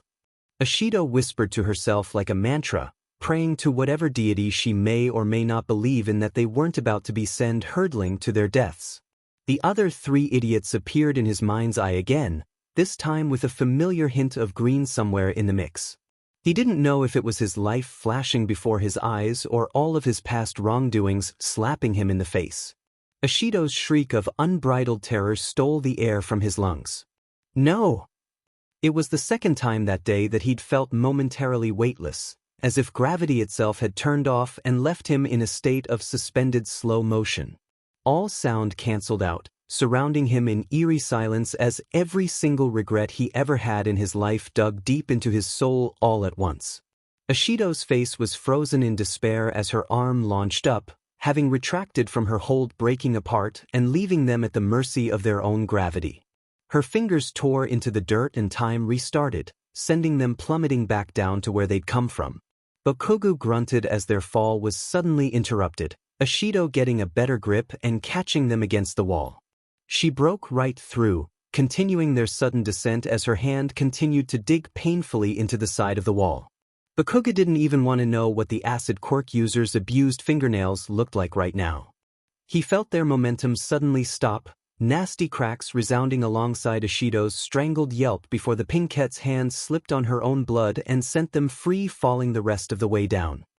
His head was suddenly shoved under her chin and his torso against her own as she shielded his mangled body against the inevitable impact that they were both bracing for. He didn't remember much about the landing. Only the sensation being slammed into something, another loud crack, Ashido's scream, and then he was torn away from her, left careening towards what he could only think of as his final resting place. He hit the ground a second time, all sound drowned out by the loud ringing in his ears and the indescribable agony coursing through his battered form. The air was knocked right out of him, leaving him breathless for a moment too long. Every second that passed where he couldn't breathe heightened his panic, and yet he was in a simultaneous state of stunned confusion, his body not cooperating with him and choosing to remain still. All movement stopped. It was far too quiet. Come on. Just a little bit farther. I am one guy. Kirishima, give me a sec.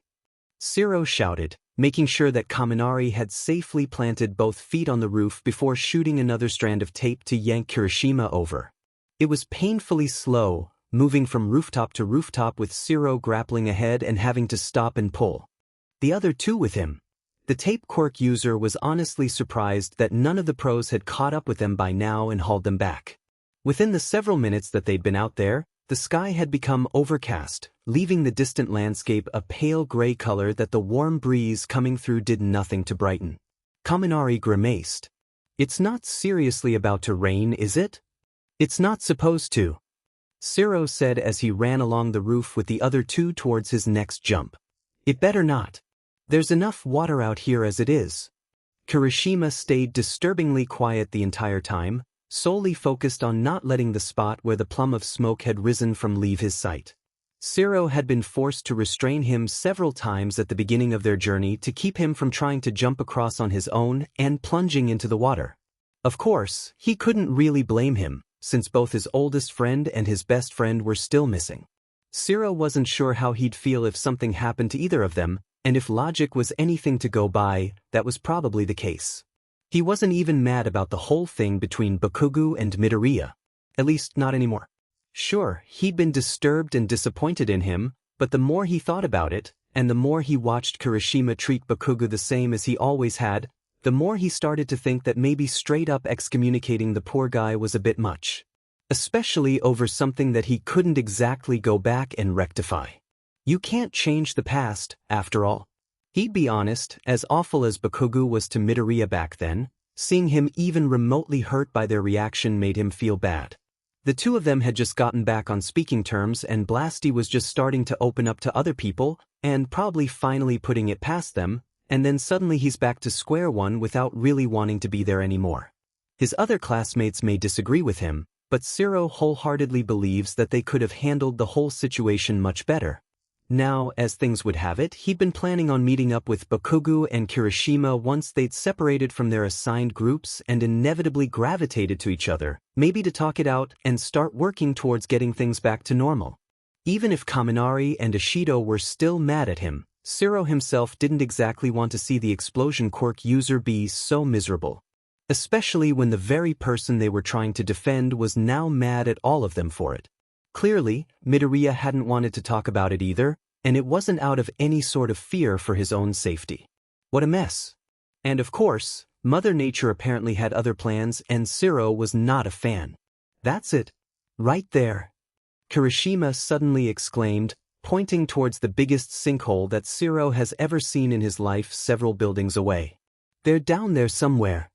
Not good, man, Kaminari said, concern lacing every word. That's a lot of water and if they're pinned, then we got a problem. Yeah, that's what I'm worried about, Zero stated. Whether or not Ishido could scale it is irrelevant. Bakugou can fly, and a-hole or not, he's not gonna just leave her there. They'd have made an appearance by now. So that there's a good chance that. Kirishima's voice trailed off as he bit his lip, his eyes glossy with unfallen tears. Zero couldn't imagine what he was going through compared to the rest of them. Hey, don't give up hope just yet. Kaminari sighed, a hand on the redhead's shoulder. We'll find them. You'll see. We're wasting time. Zero suddenly announced, feeling anxious about standing around for too much longer. We need to G-. The world jerked. He heard a gasp from Kirishima and a yelp from Kaminari before he even realized what was happening, grabbing each one with his tape and holding onto a nearby pole, hoping that it didn't fall as the structures around them shook and toppled over like dominoes. Even though the last aftershock had been way more powerful than this, there was no telling how long it would last or how much damage it would cause. In the midst of the chaos, Kirishima's eyes snapped towards the sinkhole. Ishido! The shaking lasted for less than a minute, but every second they were stuck there waiting it out felt like hours. Zero was now biting into his own lip hard enough to draw blood as he released his two friends and quickly surveyed the damage. Their pathway had been somewhat ruined, but thankfully, there were still enough sturdy rooftops to move on, though the numerous sinkholes had grown in size and they were still down a few buildings now. Zero sighed shakily. Guys, I heard Ishido. Kirishima yelled, gesturing wildly at their destination. I heard her scream. We have to hurry. Come on. Hold your horses there, buddy. Zero responded, taping his waist to keep him from jumping for it yet again. I'll have us there in a minute or two tops, so give me a chance, will ya? Still, make it quick. Kaminari shouted impatiently as Zero moved on to the next rooftop and started the process once more. About 3 houses down was a structure just teetering over the edge of the abyss, shielding that side from the tons of water roaring through. Even though it was receding, it was still deep enough that getting caught in it could mean death. For the poor redhead's sake, Zero dragged him across every gap between buildings first, yanking him over so he could crash into the building and pull himself up, before moving on to Kaminari, who was lighter and could be pulled all the way across and caught in one go. The closer they got, the more anxious they became, until it hit a peak the moment Zero's feet hit the ruined structure looking over the edge. The sturdiness of the ground under him set him at least a tad bit more at ease. Even then, it didn't help much. His fingers twitched and slowly but surely, his lungs began to accept air again, leaving him sputtering and coughing from the rising dust around the newly fallen rubble. His vision was blurry and the edges had closed in even further, and for a moment he wondered if this was actually it. He felt pressure on his right hand, and he allowed his head to loll to the side to peer into a red-rimmed eye, far too dim for its owner. Ishido's other eye was forced shut by the stream of blood pouring down the entire left side of her face. She forced herself to her knees, her back bent forward and red splotches blossoming on the sides of her shirt, and her only visible foot from his angle bent in the wrong direction. Her entire body was littered with cuts and bruises, and her clothes were torn beyond repair. And her right hand was in a whole different category of its own, her fingers swollen and already turning a deep, ugly dark purple. All of her nails were either partially or completely torn off and bleeding profusely. Considering how important his own hands were for his quirk, Bakugou couldn't help but cringe at the damage. Ashido's voice sounded so far away that he couldn't quite understand what she was saying. He squinted up at her, trying to focus his vision as it once again began to swim. The tears began again, Ashido holding her good hand against her mouth and her hair casting a shadow over her eyes. Something hurt, and it had nothing to do with his injuries. He didn't like it. For a moment, he wondered if this really was actually it. He didn't want to die. But there was no way that Ashido could carry them both to safety in her current condition, with one limb out of commission and another on the verge of permanent damage. Maybe, just maybe, if she can handle it and he knows she could power through it if she had to, she could haul her own butt up there and at least secure her own safety, and if there's even a ghost of a chance, get someone down there to get him as well. He really didn't want to die. Ashido, he spoke, though he could barely hear his own voice. Go while you still can. You can not get help. Leave me here. It was a childish notion, that not twisting in his stomach even after the words had left his mouth, but he was far beyond denying his likelihood of survival at this point. Whether it was for that or the remaining anger and spite still churning in his mind and forcing his heart to beat was beyond him. Or maybe, somewhere deep down in his dark, practically non-existent soul, there was an inkling of empathy for Ashido's thunderstruck expression and pathetic, voiceless wailing, as if she were, in some strange alternate reality, losing something unbelievably important. Again, his mind wandered to red hair, side by side with green, two blinding grins and sparkling pairs of eyes, one that he found somewhat endearing and the other excessively annoying. There were images of four idiots, of red, pink, yellow and black, dragging him around on their stupid escapades with excitement and vigor as if he'd actually wanted to be there. Who knows? Maybe he did. There were other things too, like phone jacks and rosy cheeks. There were chopping movements and sweet things, frogs and birds, ponytails and regular tails and weirdly colored hair. There were too many teenagers crammed into one common room, laughing and crying and screaming and failing spectacularly at flirting, and there he was, stuck somewhere in the middle of it, getting far too used to being surrounded by such imbeciles. There was a dark spot, with a sleeping bag and a droning voice, and it felt safe. Somewhere far away, there was a light, an image that he wished he could one day reach and surpass. Another distant pang of guilt joined his melding pot of regrets. He wondered if his mom and dad were okay. His cheeks suddenly hurt, as if his mother had actually reached over and smacked him. He wasn't sure when his vision had gone dark, but the world lit back up, revealing black eyes clutching the sides of his head, leaning her own in just a little too close and her lips moving wildly. He didn't particularly appreciate the feeling of her tears and the blood from her fingers running down his face, but he didn't have the strength left to brush them off or push her away.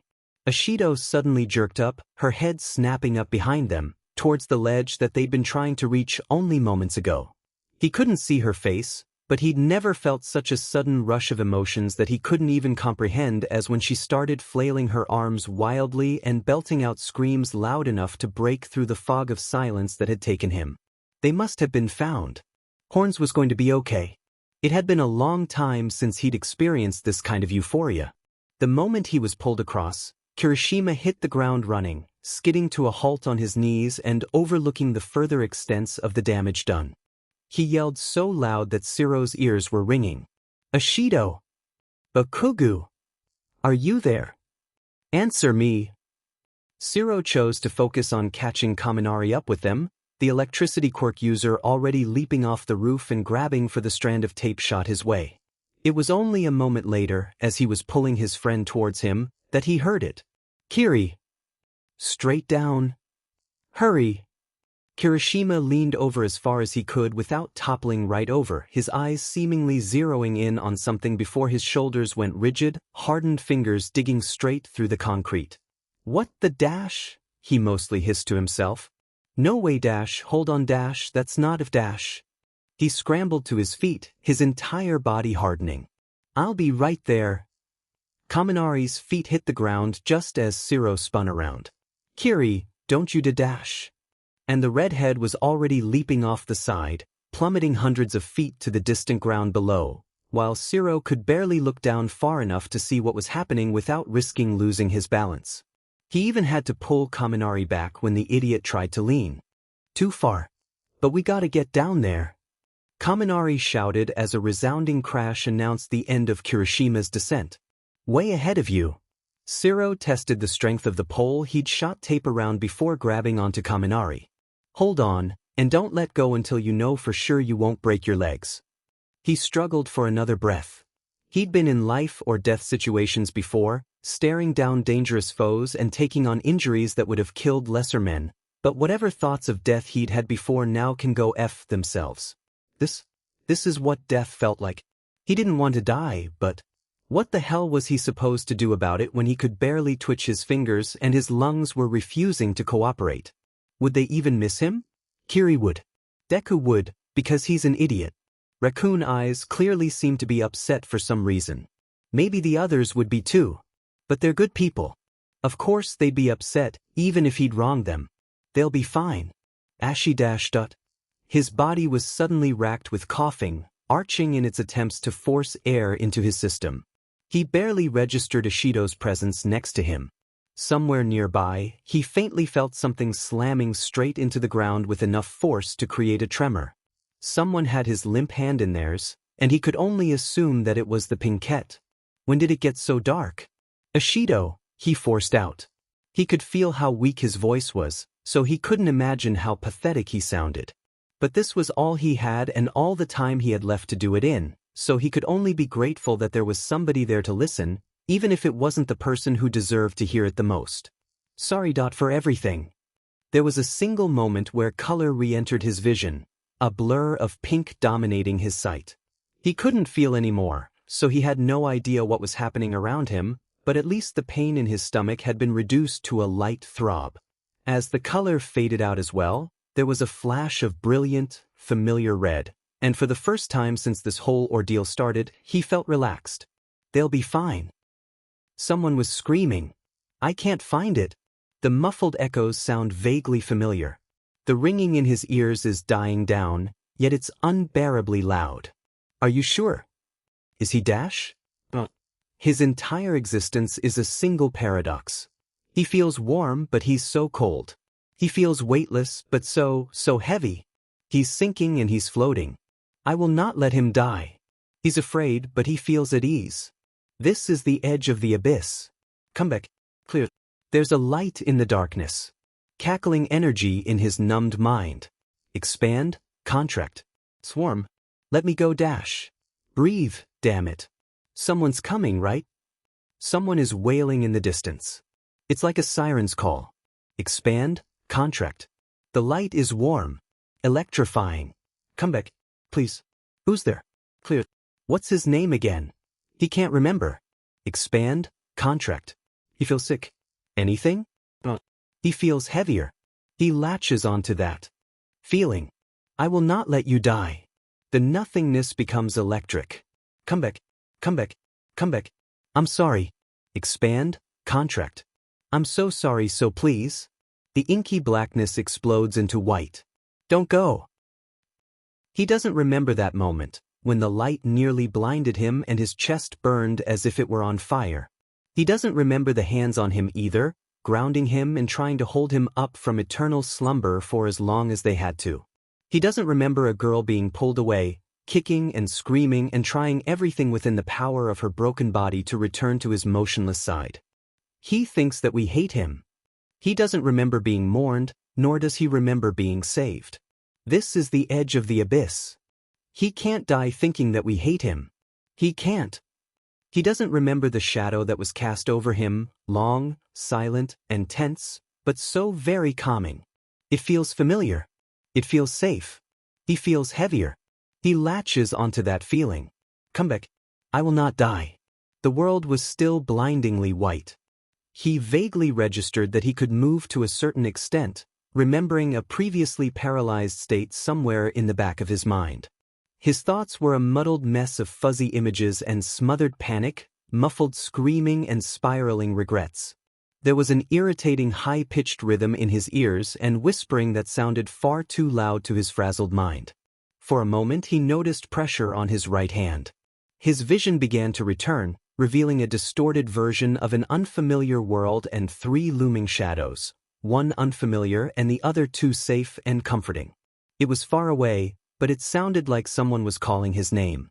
The pressure in his hand tightened and he felt it being moved. His eyes, when had he opened his eyes, slid over to the right, locking onto a tall, warm figure with brown spiky hair, and any panic that might have been lingering in the back of his mind subconsciously melted away. Looking back up, his eyes landed on a figure in black standing over him, exhaustion radiating from him as if it was the very essence of his being. A voice drawled out, the clearest thing he'd heard since he could remember. Bakugou. There was a loud sob, but he kept eye contact with whom he realized was his teacher.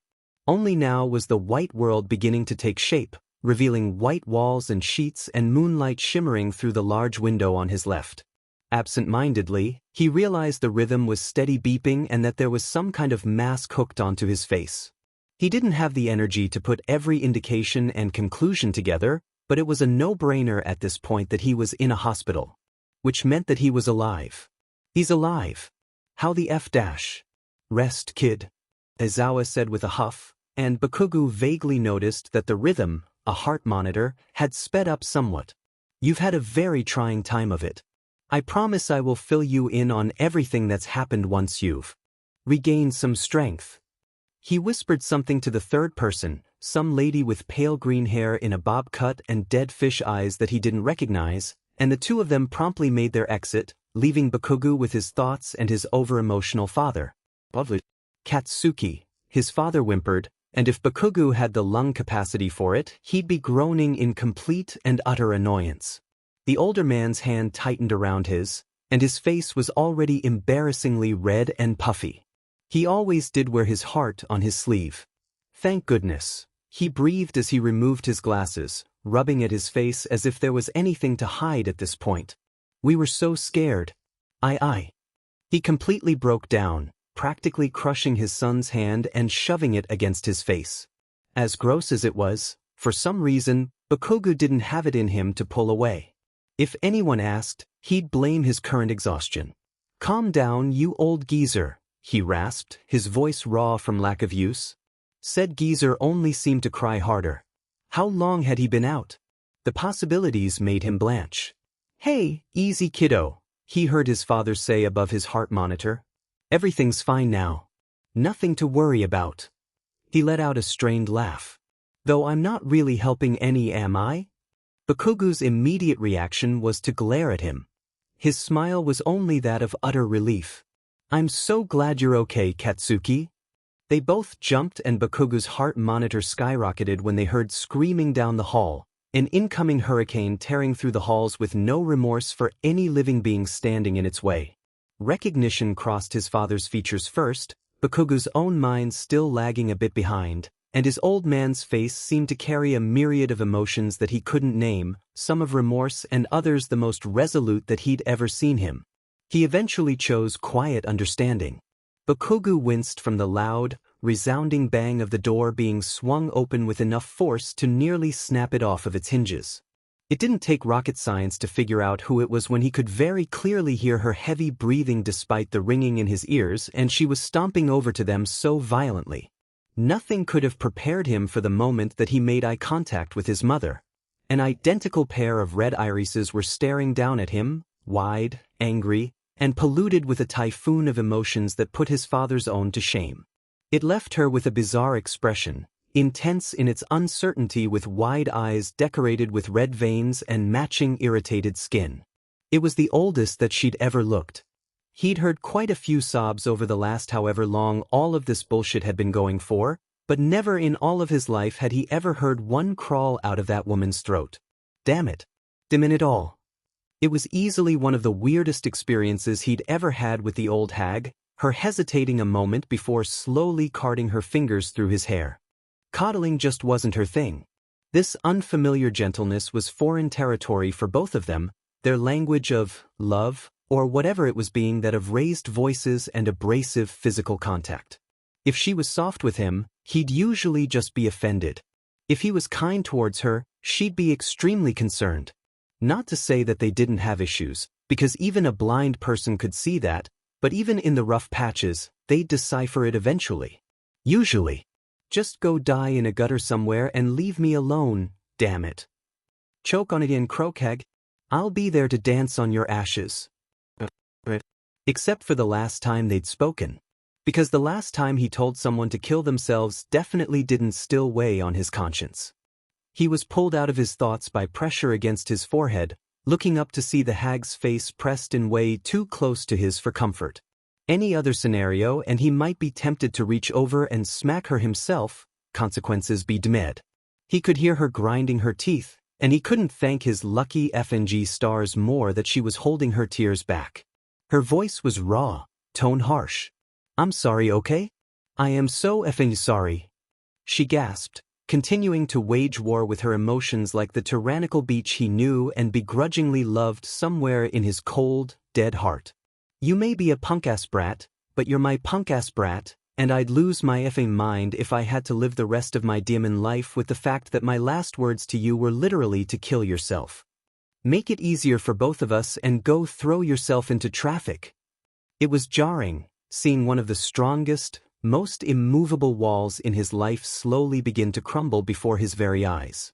It only served to bring his mind back to a screeching halt, even as she quickly turned away and threw an arm over her eyes to keep herself under control. He didn't know how to feel about it. He 100% blamed it on his muddled senses and fuzzy mind, but with this unexpected show of a more commonly accepted form of familial love, he had the sudden urge to throw her for a loop in return. An eye for an eye, you could say. I'm sorry too. The look she gave him was priceless, completely caught off guard and unable to comprehend it. Bakugou_Mitsuki.exe has stopped working. His eyes must have drooped, because his father was ruffling his hair a moment later. Go ahead and sleep, son. You must be exhausted.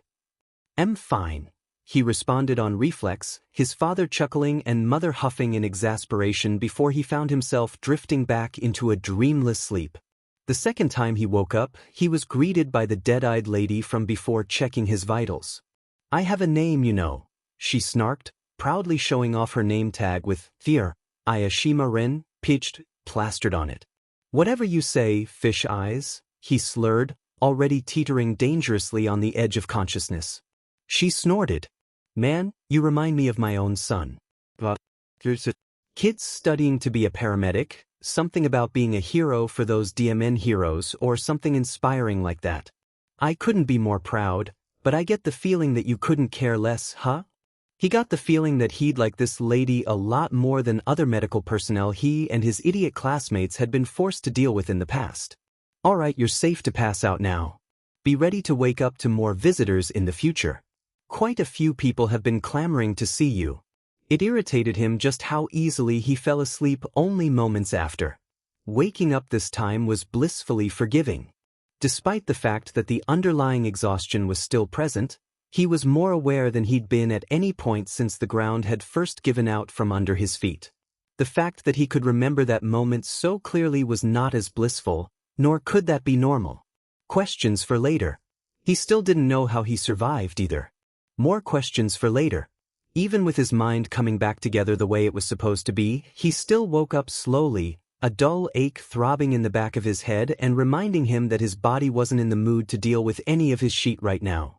The first thing he noticed was bright, vibrant colors surrounding him before he focused his vision, followed by the fact that the pressure in his hand had returned, and realization couldn't have crashed into him any harder. He was surrounded by the sleeping idiot parade, haphazardly scattered around the room and all completely out cold by the looks of it.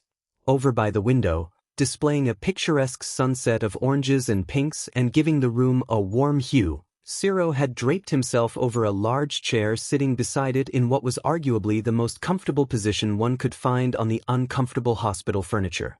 On a small couch directly next to it, Kaminari was practically out cold, sprawled over it awkwardly with his limbs hung around in strange positions and drool pooling on the floor just under his face. Directly to his left, his eyes fell on a mass of pink, Ashido's head resting face down on the side of his bed, motionless. Her left hand was tightly wrapped around his, her right bound tightly in light bandages. She was sitting in a wheelchair, though she seemed to be doing a lot better than the last time he'd seen her, her foot made useless and hand nearly destroyed. There were definitely other minor injuries that must have already been healed before now. He turned to the right, finding Kirishima upright and asleep in the seat his father had been in, arms crossed and head lolled to the side. From the looks of it, other than Ashido, none of them showed any signs of previous injury. More color caught his attention, his line of sight reaching a clusterfuck of ugly bouquets and overly colorful cards, some more painful to look at than others. One bouquet was an embarrassing mix of too many different kinds of flowers and looked as if a unicorn threw up on it, while another one looked relatively well put together, mostly made up of roses. A couple of the cards were hand-drawn and looked as if they'd been made by small children, with stupid stick people drawings and hearts and stars. A small stack of wrapped gifts was also there, explicitly placed where it could easily be spotted amongst the mess of whatever bizarre showing of something or other that this was supposed to be, because who the hell would bring him stuff? The first thought that came to mind was his classmates, but that just didn't seem right. He heard a whimper and was startled by the feeling of someone trying to break his fingers. He turned back to his left, finding Ashido twitching and squirming in her sleep. His brows furrowed, concerned about what exactly might be happening behind those eyelids. She did see a lot of the same things he did. Black eyes, he whispered, lightly moving his hand. Ashido whimpered louder, yanking his hand towards her and earning a surprised grunt. No, she whined, her other hand digging into the side of the bed with a concerning sizzle. Bakugou cringed from the memory of her bloody, dark purple fingers. Black eyes, he tried again, but to no avail. In fact, she looked like she was about to cry. He grit his teeth, heavily tempted to just shove her over and scare her awake, because he'd had his fair share of nightmares in the past and he understood. And yet, she continued to writhe. He'd never wanted this. This whole, friends, thing had never been on his radar. He shouldn't be here. He should be training, angry with the world and annoyed with anyone who even looked at him. This group of weirdos, this squad of morons who kept following him around and trying to worm their way into his life, were never supposed to be a part of the equation. He never signed up for this. He was drafted, damn it. And yet, wasn't it the perfect karma? To finally have the one thing that he'd never thought he even wanted? Only to have it torn away from him in a way that only hurt himself? Assholes. Ashido. He spoke a little louder. A part of him was glad that he wouldn't have to send her to the ground after all.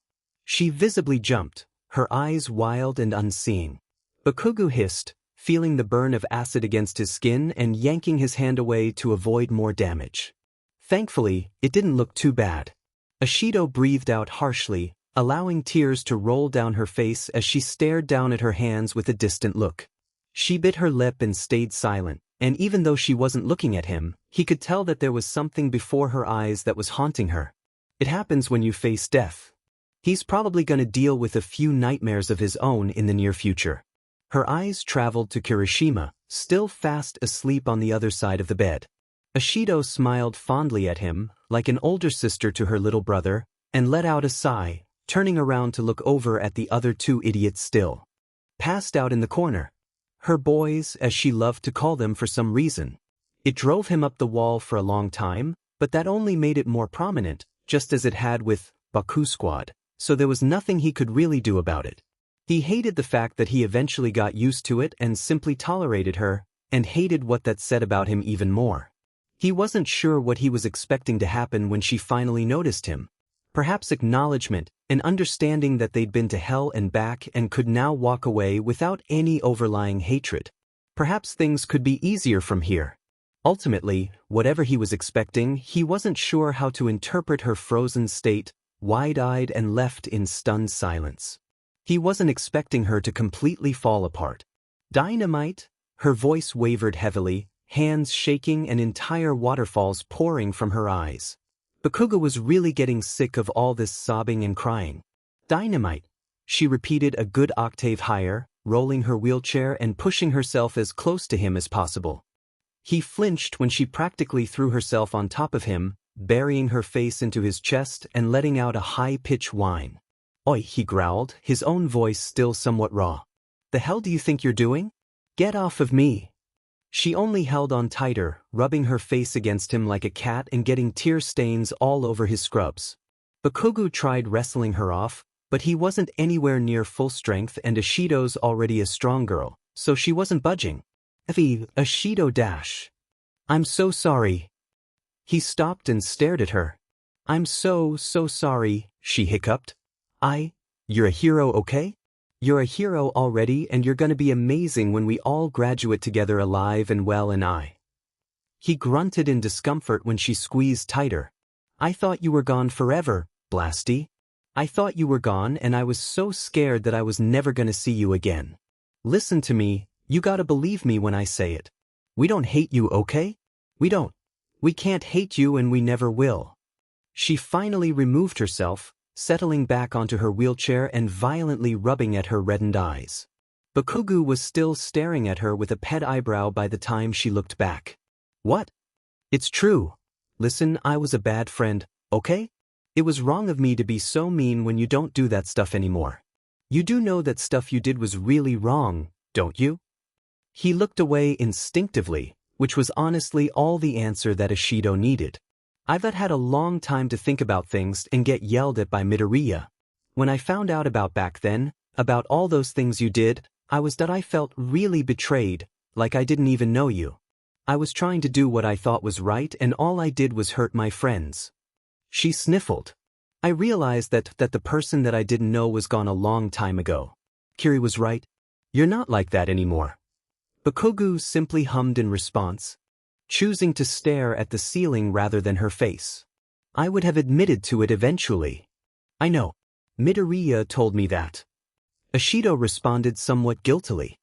He was really mad. "It's our business. It's our history for us to figure out, so just stay out of it from now on." "I will. I promise." "Good." Bakugou spared a glance at her, watching as she wrung her hands nervously. "I'm not mad, by the way." Her eyes shot up to his. "You're not?" He snorted. "Honestly, this whole thing seemed like one giant act of karma for years of torment. I've had it coming for a long time. You don't deserve to get hurt though." "Don't I, though?" "No," she yelled, slamming her fist onto a small nightstand. "You don't deserve to suffer." Bakugou glared at her incredulously, which only made Ishido angrier. "No, you're not allowed to think that way. And I'm gonna spend the rest of our high school days beating those thoughts out of your head, got it? Read my lips." Her eyes were practically glowing with determination, glaring daggers right through him like a knife through butter, and Bakugou found himself having flashbacks of a day that seemed like yesterday, when he and an old friend turned enemy turned rival sat on a bench and the boy, once weak and now strong, stared right into his soul and declared the one thing that he wanted to believe more than anything else. "You are not a villain. Do what you want, Horns." Ishido smiled. "I will, thanks." There was a loud snort, both teens turning to see the red-headed sunshine boy waking from his slumber. He rubbed at his eyes sleepily, stretching his arms out and arching his back as he rose to a straighter position. "What time is it?" he yawned. "Sun just set, Kiri." Ishido responded, her smile apparent in her voice. "Wow," Kirishima mused, turning to her. "We've been here for a pretty long dash. Hell, dude." There was a surprised yelp and a thud from the other side of the room as Kirishima leaped up and Bakugou found himself enveloped in another giant bear hug. "You can't do that to me, man, you hear me? You scared the ever-living shit out of me. I thought we lost you."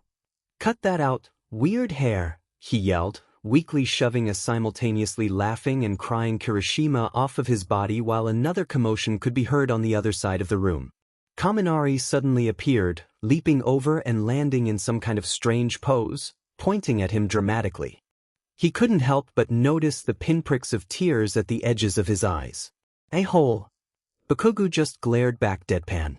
What's new? Ciro's snort from the side sounded wet with emotion. Kaminari stomped his foot like a child throwing a temper tantrum as a couple of tears escaped. No. Don't even. You can't do that to me, man.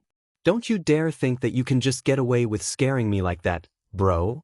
I'm gonna have nightmares for weeks now, thanks to you. Jackass. Asset. You're in butt. Okay, chill, Cammy. Ciro said coolly, though the crack of emotion was still present. The guy just woke up. Give him a break. While Kaminari was still fuming, Kirishima started rummaging through the stuff scattered across the dresser to his right. Dude, you gotta see all this stuff, yeah? The entire class came together and made it for you. Oh yeah. Kaminari suddenly perked up. Wait until you see Yamamo's. She went all out. Ojiro's is also pretty nice. Ciro commented, his permanent grin present but eyes somewhat watery. And I don't know about you, but Midoriya's looked great.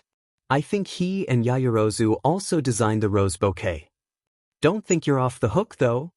Kaminari suddenly shouted, though no one paid him much mind, Kirishima practically tossing cards into Bakugou's lap, Ciro looking at the gifts with interest, and Ishido watching on with the most relaxed expression he'd ever seen on her.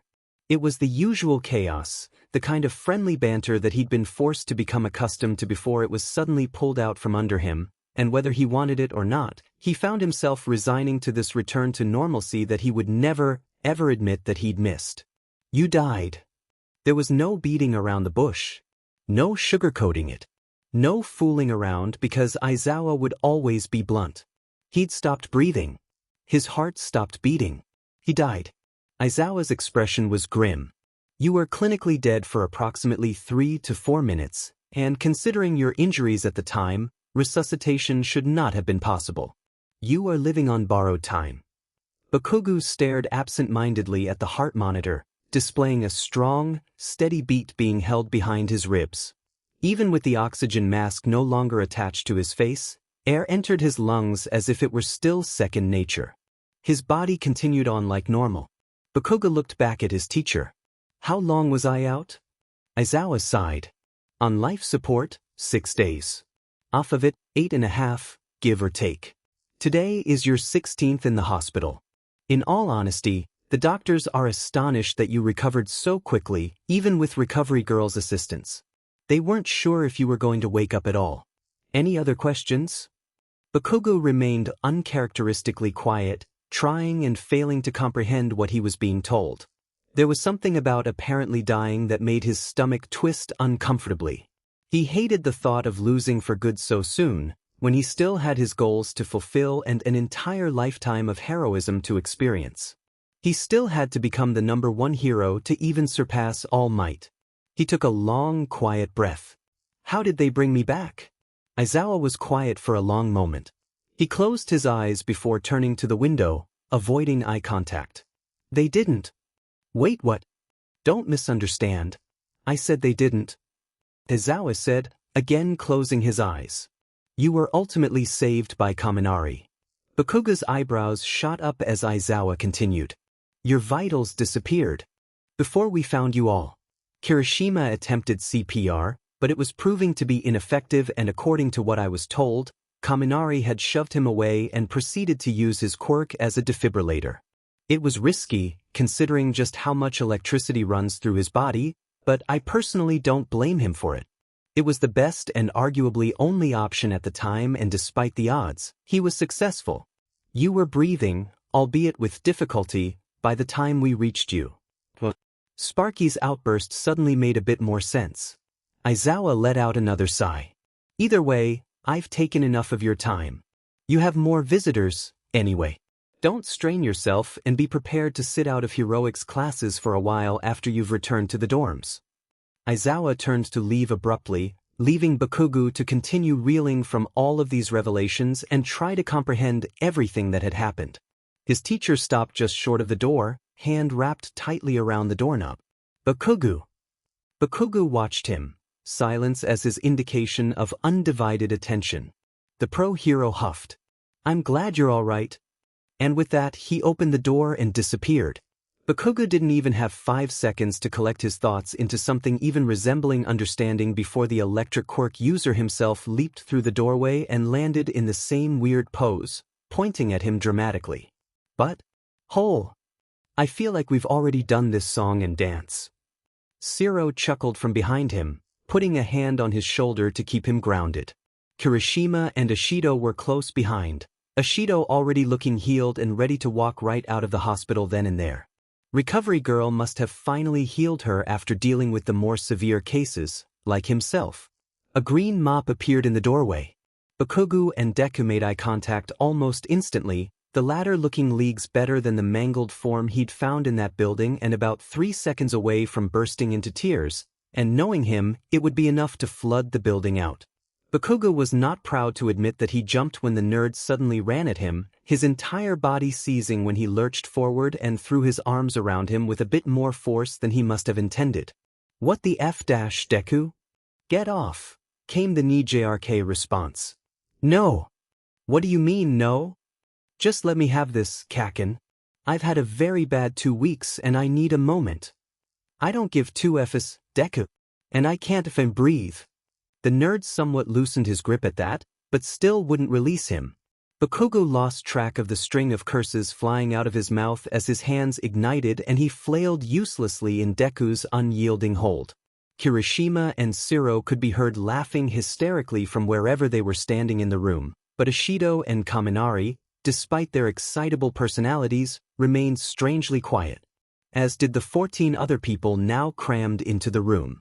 With them, Bakugou paused, Deku taking the opportunity to get a better grip on him like the leech he was and shamelessly shove his face into his shoulder, and stared at their new company with guarded confusion. Roundface was glaring at her own feet as if they'd seriously offended her, one hand balled into a fist and the other clutching the sleeve of a blank-faced half shirt. Froggy had her hand on Roundface's shoulder while Bird Brain hid somewhere in the back of the crowd. The grape stains scurried through the sea of people over to where Sparky was, a melon in his arms for some reason, and earlobes following behind and doing everything in her power to not look at anyone other than the electric quirk user. Everyone else was pushing past one another to surround his bedside, his own shoulders tensing up in response to the close proximity.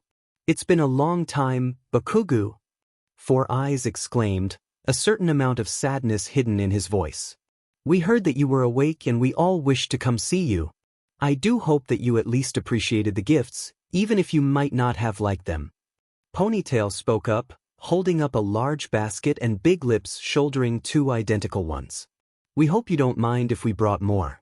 We all went shopping and picked up a few trinkets that reminded us of you. Consider them peace offerings, perhaps. I've also spent all morning baking. Big Lips announced proudly. Midoriya, Uraraka, Kirishima, and Yaoyorozu helped out the most, though the others would also pitch in sometimes. I made sure they didn't mess anything up. Deku told us what kind of things you liked. Roundface said quietly. The thought that her timidness didn't suit her was immediately crushed underfoot. There's a lot of cinnamon and mint stuff in there. Dunce Face spoke up from the side. Dude, Gyre says that she got a playlist together for you in case you get bored. She hopes you like it. The chatter started back up, most of the group excitedly talking about every little goodie that they'd brought with them while the quieter ones simply watched. Deku finally let go, taking the seat to his right while Kirishima stood vigilantly to his left. And Bakugou continued to stare at all of them as if a group of strangers had just offered to take him to Narnia. Now wait a minute. The chattering continued, the more excitable members of Class 1A only getting louder as the volume continued to rise. Four Eyes was yelling at them to stop talking so loudly while everyone else watched the chaos in silent content. I said wait a minute. Oi. Everyone shut up instantly, all eyes on him. Deku flinched from the volume while Kirishima watched in silence. Bakugou huffed loudly. What the F is all this, huh? Silence continued. Bakugou let out a long sigh. I don't know what you're trying to do, but you can just drop it. I don't need your pity, I don't need your formalities, and I certainly don't need your scrutiny. Uniform deflated her. Sleeves wrapped around Tail's arm. But we wanted to see you. We were worried. But why? I'm the bad guy, remember? You could have cut the atmosphere in the room with a knife. It was so thick with tension. Bakugou attempted to make eye contact with several of them, but they almost always turned away. He found it unbelievably irritating, his blood rising to a boil. Well, say something, you cowards. If you hate me, then stop pretending like everything's fine. Just say it and leave. We wanted to apologize. Sharp red eyes immediately met with stoic, yet soft heterochromatic.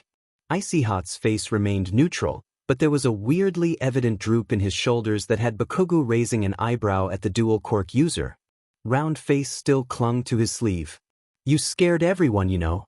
We didn't know whether or not you would survive until a week after, and even then, they still weren't very clear on if you'd wake up. Todoroki took a deep breath, no obvious emotion clear on his face. No regret, no disgust, not even embarrassment. We had a lot of time to think, and for me personally, I realized that in my anger towards what happened between you and Midoriya in middle school, I both invaded Midoriya's privacy and completely disregarded any positive progress made between you and me, labeling you as a monster. After considering everything that's happened between us from the day we met until now, I no longer see how that's fair. The hell are you talking about? Bakugou snapped. It's not like it wasn't true. I did do all of those things. How's paying for it not fair? Froggy was the next person brave enough to meet his eyes. So you know that it was wrong. Bakugou stared at the frog incredulously as she stepped forward. That's where the problem is, I think, Karo. You already knew it was wrong, so you've obviously changed. You may not be innocent, but it was still in the past and you too are trying to do something about it. Midoriya didn't need us butting into his private life like that and making him uncomfortable, and you didn't need to have your own efforts to put it behind you thrown back in your face. Friends don't do that. Earlobes sighed, still not looking at him. You're not the person who beat kids up for bumping into him in the hallway. You're the person who went out of his way to save me and let me help in a huge heroics exercise instead of taking all the glory. You're the person who sacrificed his time to help me put a band together for the cultural festival. If I may add to that subject, Bird Brain spoke up. Though your instructions weren't always clear, your suggestions for my playing in that show were extremely helpful. Though it might be a small thing, I would imagine that your old self would have given up on us and walked out. In fact, you wouldn't have even agreed to it in the first place. Yeah, man. Sparky yelled. It may not have been saving the world, but actions scream louder than words. Don't you mean speak? Earlobes asked. Dude, it's Bakugou. Everything's loud. Okay, true. May I also say something? Ponytail spoke up. Ashido's and Midoriya's accounts of what happened also paint you in a very heroic light. You were the one who rescued Midoriya from that building, both him and that girl, and even though it was a risk to your own safety, you ran back in after Ashido without a second thought. That doesn't seem like very villainous behavior to me. Murmurs of agreement flooded the room as Four Eyes stepped forward. I think our intent is now clear, so if I may, I, Ida Tenya, as the class representative of UA's Class 1A, would like to humbly apologize for our actions towards you and hope that we can make amends and return to our journey of becoming better friends, heroes, and people together. The idiot actually bowed, leaving Bakugou in stunned silence, as everyone else followed with a wave of individual apologies that had his head spinning. A large part of him wanted to lash out, unfamiliar and unnerved by the show of affection he was experiencing. What was he supposed to say to this? How was he supposed to react? Why weren't they afraid? Why didn't they hate him? Were they stupid? Why didn't he hate them? Was he stupid? Was he going soft? Bakugou.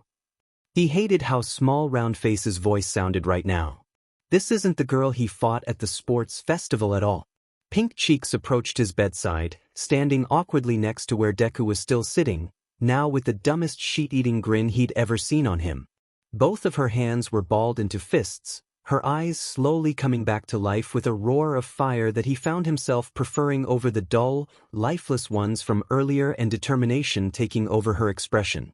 Bakugou. Her voice was still quiet, but 1,000 times stronger than it was. When you're all better and all of this blows over, is it okay if we spar? I learned some new moves and I want to see what you think. "Oh dude, can I come?" Kirishima's eyes were as bright as the sun. "That sounds like a party." "Me too. Me too." Raccoon Eyes squealed. "I would also like to participate." Half and half said deadpan. "Hey now, don't everybody all sign up at once." Zero laughed. "Next thing you know, the whole class is gonna show up and it'll just be like another sparring session in heroics class." The class's excited chattering started right back up again, leaving Bakugou to remain in his stupor. He felt Kirishima patting his back a little too hard, but he didn't have it in him to yell at him for it. Hell, he didn't have it in him to yell at any of them at the moment, because this is the first time he'd experienced a show of affection as a show of affection, and after leaving them on such a nasty note, after all of this bullshit, every single one of them is willing to let it go and start in a new light. He wants to be mad at them. He really does. In fact, he feels like he should be mad at them, but he can't because there's too big a part of him that's just relieved that there are this many people that now both know the truth about who he once was and don't wish the worst for him, and everything can go back to normal. This shouldn't be possible. It doesn't make any sense. He can't comprehend it. He deserves. He deserves. What does he deserve? Damn it, he really is going soft. He remained quiet, watching his company with unseeing eyes as they settled everything down, organizing their gifts around the room and setting up small decorations that they'd found for him, like cheesy little bomb stickers or the odd All Might poster. They even had a small wallpaper designed with elements from his hero costume, definitely the work of Ponytail with designing tips from others, and he's not gonna lie, it looks badass as F-. That thing's going in his dorm room. He watched in silence, eyes covered in shadow, and sighed. Kaminari appeared in his peripheral. "Dude, are you about to cry or something?" Shut the F up, Sparky." The explosion wasn't that big, there in a DMN hospital, but it was enough for Dunt's face to be simultaneously laughing and screaming as he threw himself onto the uncomfortable hospital couch for cover and sent it tipping right over, throwing him back onto the floor. Kirishima, Zero, Ashido earlobes, and the grape were all laughing until they were crying while everyone else just watched in fond exasperation, except for Four Eyes who yelled at them for something about misconduct. And Bakugou huffed in annoyance, even if it was all for show, because F. that guy for outing him like that. The group continued on with their antics until Aizawa finally came back to kick them out, another nurse, probably not Fish Eyes, ranting about multiple noise complaints from neighboring patients that very few of them could care less about. They left with promises of normalcy, to go on like nothing happened, and ignore this snag in the road, and in all honesty, Bakugou couldn't really ask for more. He couldn't even fathom how he'd gotten to this point, this moment where it seemed safe to say that everything really was going to be okay, nor could he quite convince himself that he deserved such a happy ending. And yet, here he was. What a time to be alive. He was frozen there, knuckles hovering inches from the door and his other hand held tightly in a fist at his side. In all honesty, he couldn't explain why he was so nervous or truly understand the contradicting emotions swirling around in his stomach and making him feel nauseous, but running away now would be really unmanly of him, wouldn't it? Kirishima had been at a loss for words. It had been such a sudden shift, watching as the class went from their usual antics to a witch hunt in a matter of hours. If he'd known exactly what Bakugou's anger would lead to this time around, he would have put a lot more effort into calming him down. Even within the squad, he knew how to work with him better than anyone. Understood his unique language and was confident in his ability to communicate with him effectively and translate when others were floored. So maybe this was his fault, in a sense, choosing to leave him alone even when a fuse had obviously been lit.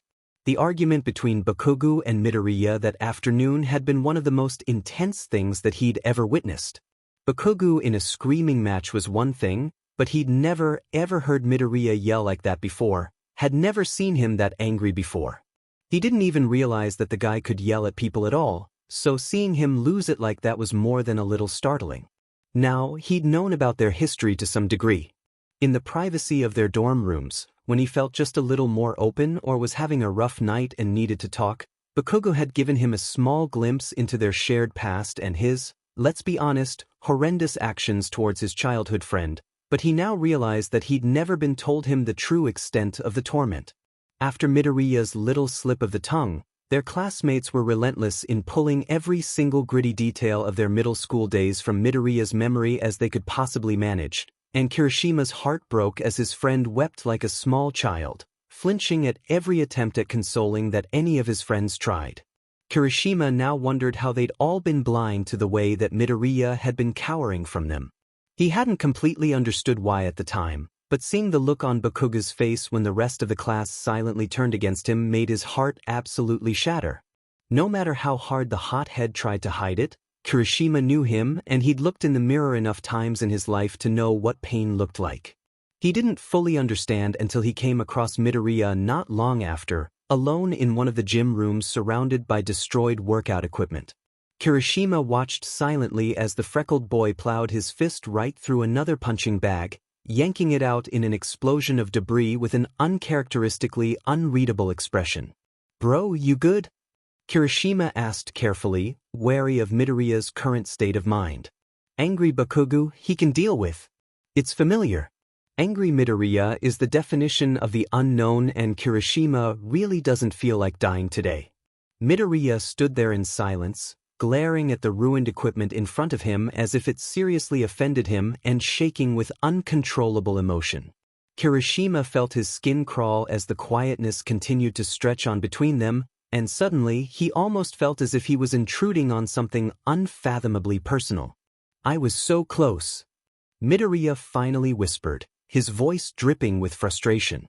Kirishima tilted his head, and Midoriya took that as an invitation to continue. "We were this close. We were finally fixing things, making amends and moving on." Midoriya began to slowly pace around the room, staring holes into the floor. "We were hanging out more, training together, talking like civilized heroes in training, maybe even like friends if I want to be self-indulgent about it, just like how I'd always dreamed of when we were kids, and then..." Kirishima felt a chill run down his spine as Midoriya suddenly looked back at him, tears freely running down his face. "Do you all honestly believe that I'm afraid of him anymore? Get it through your heads." It was like a dam broke, a sob escaping Midoriya's lips as he sank to his knees and rubbed violently at his eyes. "We promised each other to stay quiet, to wait until we were both ready to tell you guys the truth," he said through his hiccups. He never said it out loud, but I knew he was worried about how you guys would react. He suddenly leaped up in a burst of motion, startling Kirishima as he began to pace more frantically. He didn't have to say it. Could tell. Any time it was brought up, he'd say something like, "Black Eyes absolutely hates that sheet," or, "Your little nerd squad would actually curse my bloodline," or even, "Wouldn't want anyone to think I was unmanly or anything." I know him. If he didn't care, he wouldn't waste his breath on it. The poor dumbbell left in Midoriya's path got punted into the wall as green energy crackled dangerously around his body. "You guys didn't have the right to know. We weren't ready, damn it. Neither of us were ready, and I dashed..." He stopped. Midoriya? That I did this." Kirishima finally found it in himself to move, running over and holding his classmate up as his knees buckled and gave out from under him. "I broke our promise. I messed up and now he's paying for it." Midoriya buried his face into Kirishima's shoulder, soaking his shirt. "I hurt him, Kirishima." The redhead had been at a loss as to how he was supposed to comfort his friend as he continued to cry into his shoulder, still shaking with now obvious frustration and guilt. It would be later that he would realize why he was so hesitant in that situation, realizing that it didn't matter that he hadn't been actively involved in probing the poor guy and then attacking the person that he might have even been trying to protect in the process. Kirishima hadn't put any effort into invading their privacy. But what had he done to stop it? Looking back at his middle school days, it was exactly what he'd always done. Absolutely nothing. So now here he was, standing still as a statue in front of the blonde's door and making an but out of himself. What was he supposed to say to him? "Hey man, it sure is a real shame that all the people that you've learned to at least tolerate now hate you, and I did jack shit to defend you even though we're supposed to be besties. Sorry about that." It left a sour taste in his mouth. The idea of apologizing for it at all did, because he knew just how little it would be appreciated. So what was he supposed to do? Actually knocking might be a good start. With a deep breath, his knuckles rapped against the door, the sound echoing throughout the fourth floor. Kirishima couldn't explain why he felt so nervous about all of this. Guilt, perhaps? Or maybe concern. He tried to swallow any emotion he may be feeling that could be interpreted as pity and steeled himself. It worried him how long it was taking. He knocked again, a little harder this time, and continued to wait in silence. In retrospect, he didn't know what he was expecting, just hitting a wooden frame without context and waiting for him to appear as if summoned. He knocked a third time. Bakugou! The silence stretched on. Kirishima swallowed. It's Kirishima. I don't wanted to see how you were doing. Kirishima wrung his hands hard enough to leave scratches in his skin and scuffed his feet against the carpet. Had he been paying closer attention, he might have picked up on the sound of bare feet methodically stepping in front of the door. The redhead took a deep breath to calm his nerves. I don't know if you care, but I'm not mad. I don't know how you feel about all of this, but I was hoping that we could maybe talk about it. Please? It remained quiet. Kirishima bit his lip and hung his head, shaking it as he turned to go back to his own room. He jumped at the sound of the door suddenly being unlocked. He immediately returned to his spot in the middle of the hallway, his heart soaring, and waited dutifully as the door opened a crack and a tired red iris peered through, burrowing into his very soul. After a moment of intense staring, the door was pushed all the way open, the room's lone occupant trudging back to his desk and unceremoniously dropping into his chair. Kirishima entered after him somewhat hesitantly, carefully shutting the door behind him and surveying his surroundings. The room didn't look like a hurricane blew through it, so he could safely say that if a tantrum had followed tonight's events, it happened somewhere else. The only hints of a possible outburst were a couple of singes in the furniture and a crater in the wall, though he vividly remembered hearing all of that damage being done that morning. The only light came from the lamp on Bakugou's desk, illuminating his tense face with a soft glow and emphasizing how tired he looked. He resolutely avoided looking in Kirishima's direction. You said you wanted to talk. His voice was sharp, biting and harsh as he scribbled into a notebook in front of him and glared at it as if he were trying to make it spontaneously combust with his mind. Kirishima's hands were tightly pressed together, his shoulders tense and heart hurting. He sighed.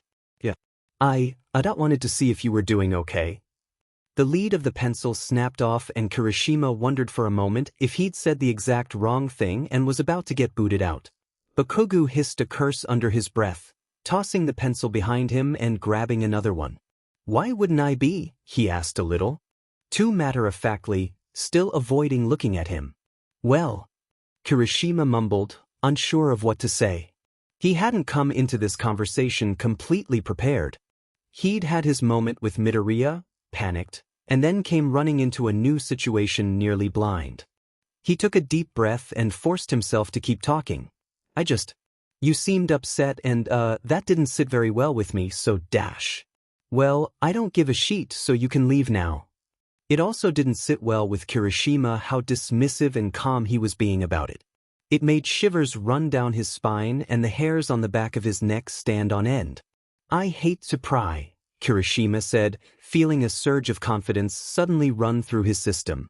But after all of this time and from what I've seen, I somehow doubt that.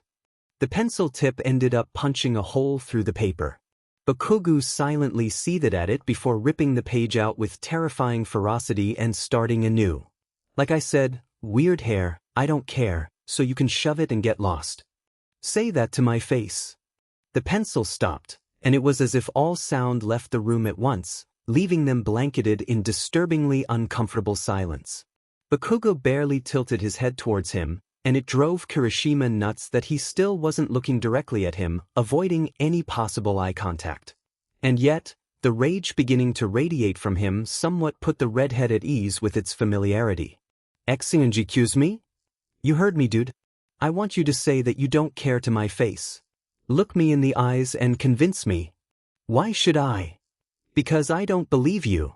Kirishima spoke with conviction, his heart hammering against his ribcage as his feet were set evenly apart and he squared his shoulders as if he were preparing for a spar. Because normally, when comforting someone, you would try to avoid conflict with them, But Kirishima knew better than to think that clashing with Bakugou wasn't inevitable. "Get out," he ground out. "No. I said get out, Kirishima." "And I said no." He could practically hear his teeth grinding and the pencil creak under the weight of his hand. Kirishima pressed on. "I've had a lot of time to get to know you, so you can't hide it from me." He clenched his fists and allowed his gaze to bear into him. "No matter how much you claim otherwise, I find it hard to believe what you're saying when you don't immediately proclaim it with conviction." He took a deep breath and braced for the fallout. "And you didn't just avoid the question. You hesitated." The pencil snapped in half. "Why the F? Do you care?" he screamed, his chair clattering to the floor as he suddenly stood, and his eyes finally met Kirishima's head-on. They were wild, a hurricane of such a mess of emotions that it gave him a headache and left him winded. "I didn't ask you to come here. I have never asked you to waste your demon time here." He hurled the broken pencil at him. Kirishima didn't even flinch as it bounced harmlessly off of his hardened forehead, soundlessly falling to the ground as he stood there quietly and allowed his friend to seethe in rage. "I'm not a good person. Don't you effing see that? I guarantee you that not a single thing you heard tonight was over-exaggerated. In fact, I bet the nerd downplayed it." A textbook hit his shoulder, flying off uselessly to the side, while the notebook he'd been writing in nicked his face and slammed into the wall behind him. "But I don't give a F about what any of you extras think of me, because I'm still gonna be the #1 hero regardless. I don't need you. I don't need any of you. I never asked you to stick your noses where they don't belong and weasel your way into my life. Why the F would I give a single rat's butt about what any of you think of me?" Kirishima grunted as the desk chair was flung squarely into his stomach, falling to the floor in front of him. "I'm a monster, okay? A demon barbaric delinquent like everyone's been trying to tell you morons. I will never stoop so low as to call myself a villain, but I know dim and well that that's what I am in everyone's eyes now, but screw 'em. Why should I care? Why should you care? Why should any of you guys care? So do what's best for all of you and leave me alone, for F's sake."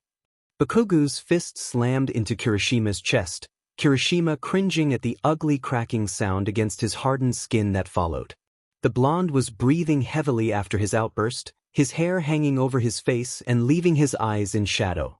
Kirishima didn't realize that he was biting his lip again until he felt a drop of warm blood running down his chin. His eyebrows furrowed as he stared at his now disconcertingly quiet friend. "But you're not like that anymore." It seemed so obvious to him in that moment, looking down at the fist against his chest that had already done so much good for the world. A hand with the power to destroy cities and bring the strongest villains to their knees, calloused and warm from the exertion and hard work over so many years of perseverance and dedication to a lifelong dream. Bakugou remained silent, so Kirishima continued. "I've told you about my middle school days, right? I wasn't exactly the most confident person. No self-esteem whatsoever. I almost didn't even try to get into UA because I didn't think I could be a very good hero. I could probably go on for hours about my mistakes and failures during those days." The fist was slowly removed from his chest, knuckles an ugly purple color as he slowly turned away and made his way over to his bed. Kirishima watched as he situated himself on the bed, leaning against its backboard and looking at his knuckles with a distant expression. They must have stayed like that for only a few minutes, but it felt like hours as silence completely enveloped them. After a while, Bakugou pulled his knees up and buried his head into his loosely draped arms, his breath hitching dangerously.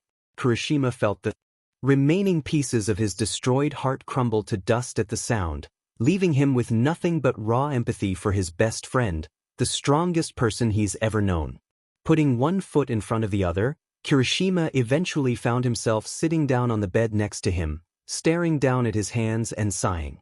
He wasn't sure how long they stayed like that, sitting quietly in each other's company as Bakugou got a rein on his emotions and pulled himself back from the brink of tears, but the silence between them eventually became comfortable, just the two of them alone in a room and away from the world, two friends who trusted each other away from the judgment and tribulation outside. It was nice, honestly. If I had to look back on it, Bakugou started, startling Kirishima with the unexpected sound of his voice. It was deceptively clear and steady. I'd say that everything started falling apart between us around the time I got my quirk. Kirishima's eyes widened. Dude, you don't have to tell me if you don't want to. Shut up and let me talk. Bakugou snarled.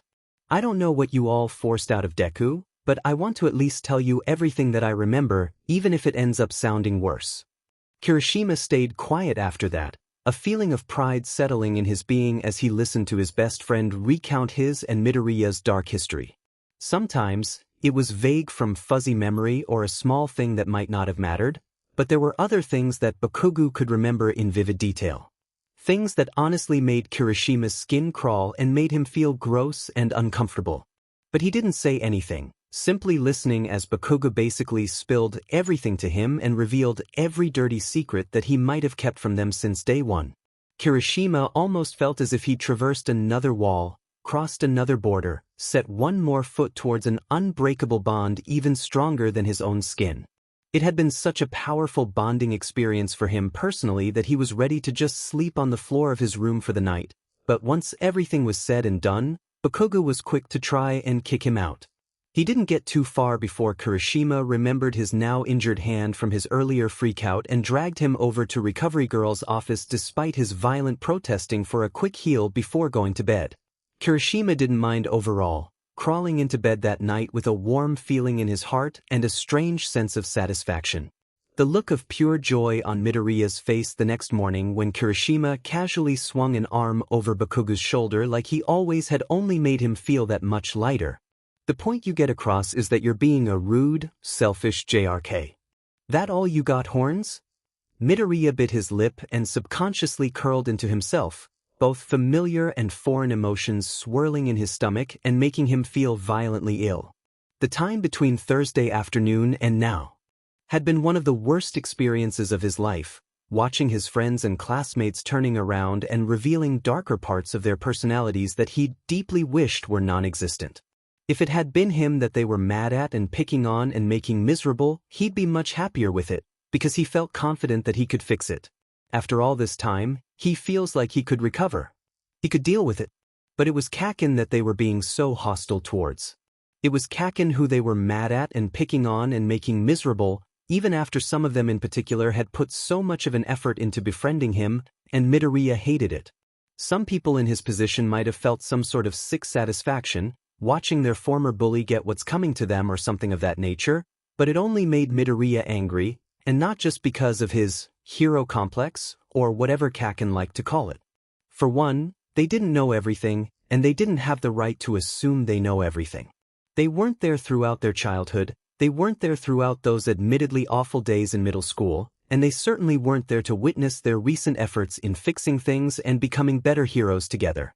They weren't there to watch Kaken discuss his quirk with him or help him try to get better control of it. They didn't know where Midoriya started. They didn't know his biggest secret, the truth behind his power and what it could mean for the future of heroism. They don't know the things that he and Kaken know.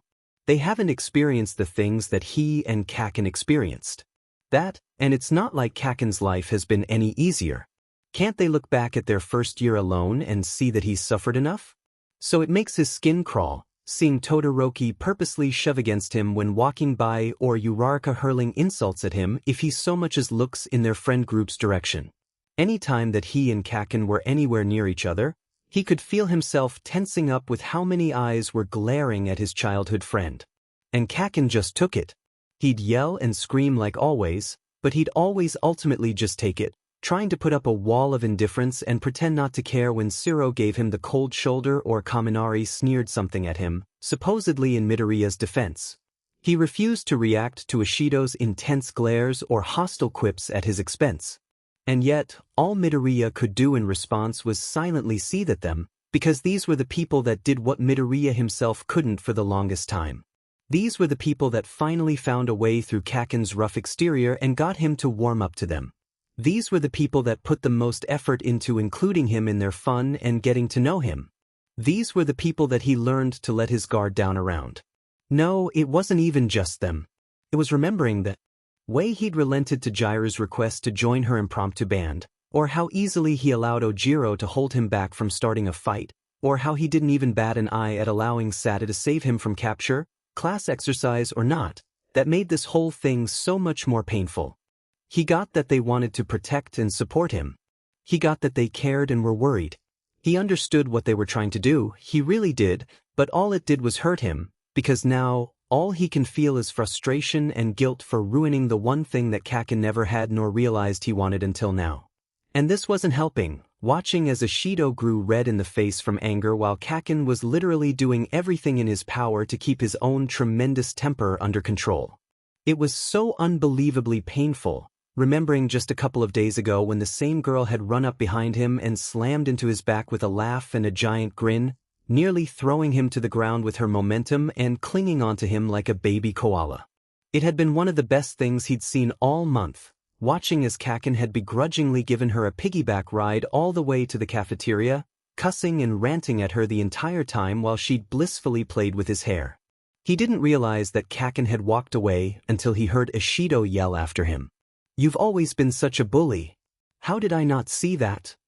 Midoriya felt his heart sink and his vision began to swim with unshed tears, his stomach writhing with painful, negative emotions as he did everything in his power to swallow his anger. Getting mad wasn't going to help anything, especially here, in a public setting, surrounded by strangers. He wondered how many people were already being bothered by the commotion. And you know what bullies are? Villains, that's what. There were few moments in his life where Midoriya could safely say that he'd truly snapped, where something in his mind, a suppressor, a mental block, a gate holding back any well-hidden rage that might be lurking in the back of his heart broke open.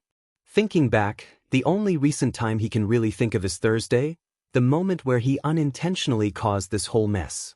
The unfamiliar feeling once again seized his heart as his childhood friend took pause at the statement, almost as if he was trying to avoid stumbling over himself, keeping from flinching or tensing up, and silently trudged down the stairs. Why did I become the reason for all Might's end? The memory of that night, of that fight, flooded into his mind like a tidal wave. They weren't there for that either, were they? Did they actually know how much he had to suffer? How long he held that burden? Has he ever spoken to them about that? Do they know? Anger, anger, anger. He didn't register Ishido's conflicted expression, as if she'd realized just a moment too late that she might have crossed a line and didn't know whether or not she should try to take it. But her fists clenched painfully as she let out a sharp huff and turned back to him. "I'm sorry, Midoriya. You shouldn't have to deal with that." "I shouldn't," Midoriya exclaimed, only controlling the volume of his voice to a certain extent. His throat still hurt after all the angry screaming on Thursday. Ishido startled at his outburst, but put her smile back on and held her hands up in a defensive manner. "Hey, don't worry about it." "No, I'm worrying about it," Midoriya retorted heatedly. "How can you say that, Ishido?" Though guilt did flash through her expression for a moment, Ishido just sighed sadly, as if dealing with an innocent child who didn't understand the world, and it made Midoriya's blood boil. He suddenly had a much better idea of how Kakin felt most of the time, and to him, the fact that he hadn't actually tried to kill anyone during this whole thing spoke volumes of his progress towards becoming a better person. "Look," Ishido said, "I know you still care about him, Midoriya, but you gotta understand that the things he did to you weren't okay. I know that, and neither is digging into people's private lives without their permission." Midoriya grit out. Ishido seemed to notice his mood, because she suddenly looked nervous. "Hey, don't be so upset. I just really hate bullies, okay?" she said. "I hate what they do to people, making their lives miserable to make themselves feel good, and it especially hurts when it's someone who I consider a friend who's been harassed." She smiled at him sadly, the creases of her face tense. "I'm really sorry, Midoriya. If me being friends with him ever upset you, then I dash."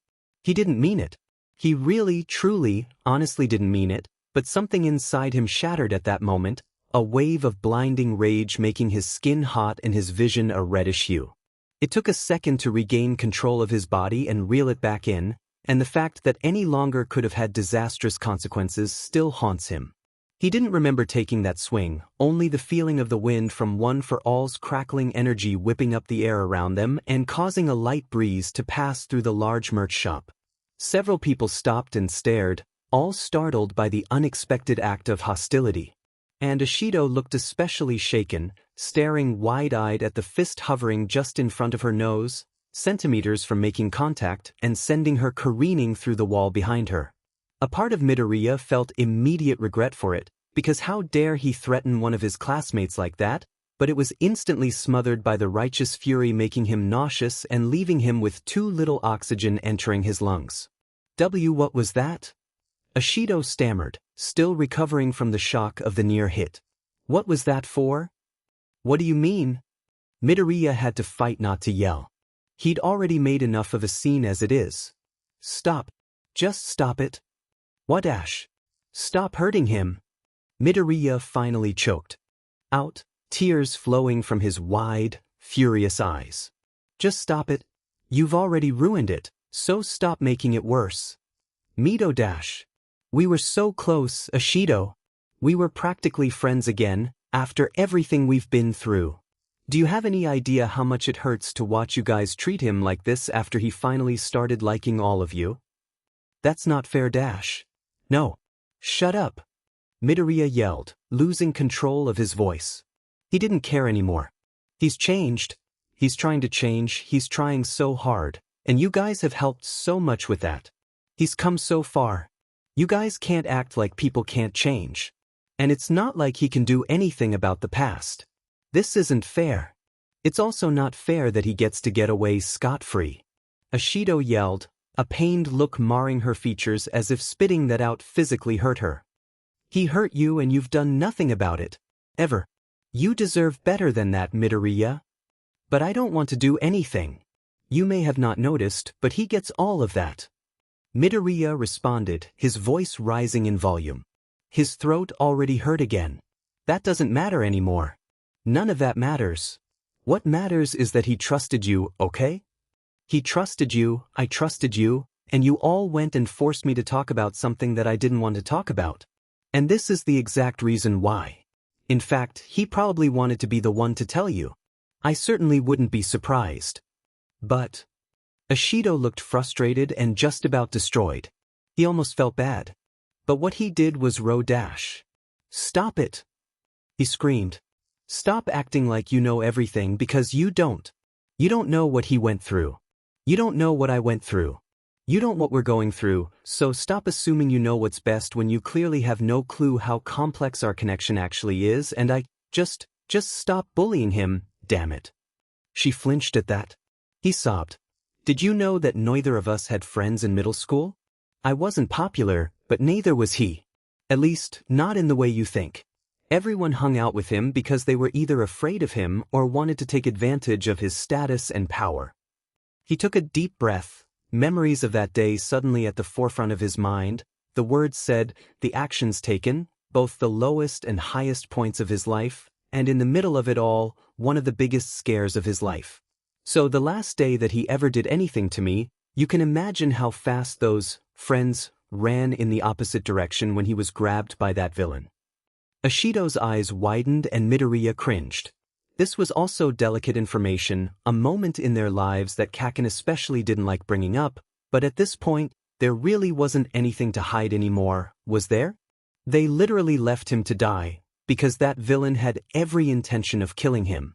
I tried to do something, but he swallowed. My power. I couldn't use it at the time, so I couldn't do anything but watch him slowly suffocate to death. Thankfully, All Might was there and got us both out alive, but he shook his head. That wasn't the point. He didn't have anyone after that, and of course he wanted nothing to do with me, so dash. Sir, a voice called over, a young female employee approaching the two cautiously. I'm sorry to interrupt. I'm sure this is important, but you're causing a scene and disturbing customers. I'm afraid I'm going to have to ask you to leave. All of the anger left him in that moment, replaced by a deep, profound sadness, easily overshadowing any embarrassment that he might be feeling over causing such a ruckus in a public location. He nodded calmly to the nervous employee, who seemed to deflate in relief that there wouldn't be any conflict. I'll see you later, Ashido. Midoriya said almost dejectedly, rubbing at his eyes in an attempt to get rid of the tears as he turned away from his classmate and quietly made his way down the stairs. He never looked back, even when he felt the girl's eyes fixated on his back as he walked out the door. All he could do was hope that he could at least make her understand to some degree, because he hated this. He hated it so much. He hadn't realized how stuffy it was in the store until he walked outside and took a deep, long breath of fresh, clean air. It was beautiful out, with people bustling around the colorful city as the sun shone down, reflecting on the windows of the many buildings surrounding them and giving the area an almost heavenly glow. Even the clouds threatening to overtake the sun and Midoriya's own foul mood couldn't take away from it. He let out a sigh and looked around. He noticed him almost immediately, sitting alone on a bench off to the side and glaring holes into the sidewalk. People were practically tripping over themselves to keep their distance from the living personification of rage itself. Again, Midoriya couldn't help but commend him for keeping it under wraps after all of this bullshit. And yet, with his trained eye, after knowing and observing Kaken for so many years, he could see, practically feel the inkling of hurt so well hidden underneath the surface, and it hit him tenfold. No, he would not stand for it. Not when he finally had the power to do something about it. And so, with a deep breath and the confidence of a hero, he stepped forward. Yeah. Another beautiful day in City A. Present Mike shouted, leaving Aizawa's ears ringing painfully. While several civilians excitedly pointed in his companion's direction, Aizawa simply shoved his scarf over his nose and hunched over, preferring to stay out of the limelight for the time being. He's had enough of it due to his nightmare class, thanks. The city was buzzing with activity and far too nosy for his liking. Families and friends were running around back and forth between merch shops, restaurants, museums, and several other attractions and businesses that had set up shop around the area. His students seemed to be having a grand old time, and thankfully had yet to make any scenes, from the looks of it. He'd spotted Ojiro, Uraraka, and Hagakure in some girly-looking cafe down the street, but otherwise, the rest of them seemed to have disappeared into the crowd. Mike, you're being too loud and attracting too much attention. Aizawa drawled, already feeling a headache coming on from the brightness of the city around them. Present Mike seemed to be in a particularly good mood, singing and shouting all day like a complete madman, while he'd personally love to just go back home and fall into a coma for the next 5 years. But Eraser, he whined. It's such a beautiful day today. Don't you just want to stand on your tippy toes and shout to the world about it? What I want to shout about is how incredibly annoying you're being right now, but I haven't had enough coffee today to put in the effort. Present Mike pouted at him, but his smile was back soon enough. Then you're going to love this cat cafe. Midnight and I visited it the other day with all the cute cats and some pretty DMing good coffee, and the only thing I could think was, man, I wish Shoyuta was here. He'd love this place. I'm trusting your judgment, so I better not be disappointed. Aizawa responded coolly, Present Mike beaming at him as he practically frolicked the whole way there like the idiot he's fully embraced being. Aizawa would later admit that he had initially enjoyed their time at this cafe, petting a beautiful black cat that had curled up on his lap while sipping away at his black coffee, and Present Mike slurped on a smoothie so brightly colored that it could give someone a seizure, but soon, his mind wandered back to his rambunctious students. He still had yet to hear about any problems, but he would honestly be very surprised if nothing came up at all. Especially since he'd taken a risk and stuck the 2 problem children together. According to All Might, Midoriya and Bakugou had both been putting a conscious effort into not constantly being at each other's throats, so he hoped that he was right and that their efforts would continue. Because whatever happened between them the other day at the end of class was heavily affecting the whole class, both socially and academically, and they needed to put an end to it if the class was to continue to grow as heroes. You worry about them too much. Present Mike said casually, earning a glare from the underground hero for reading him so easily. He only snickered. I just hope that they become great heroes and not absolute menaces to society, he responded. They're well on their way towards either, and I don't want that on my record. Mike nearly spat his drink. Aizawa snorted. They all have the potential to be some of the greatest heroes that Japan's ever seen, but right now, they're a bunch of butt-hurt teenagers. Present Mike finished. Yeah, I've noticed too. Bakugou seems to be taking the brunt of whatever's going on, and I feel like it needs to be addressed, because he has yet to blow up over it, and you've said before that he only really backs off like this if it's really bothering him. Doesn't want to risk showing weakness. Aizawa concludes. Such a bother. You care so much about him. Present Mike grinned. All of them really? Aizawa didn't even flinch. At what point have I ever said such a thing? You don't have to, eraser. You might as well just stamp adoptive father of 20-something on your forehead. Lies and slander.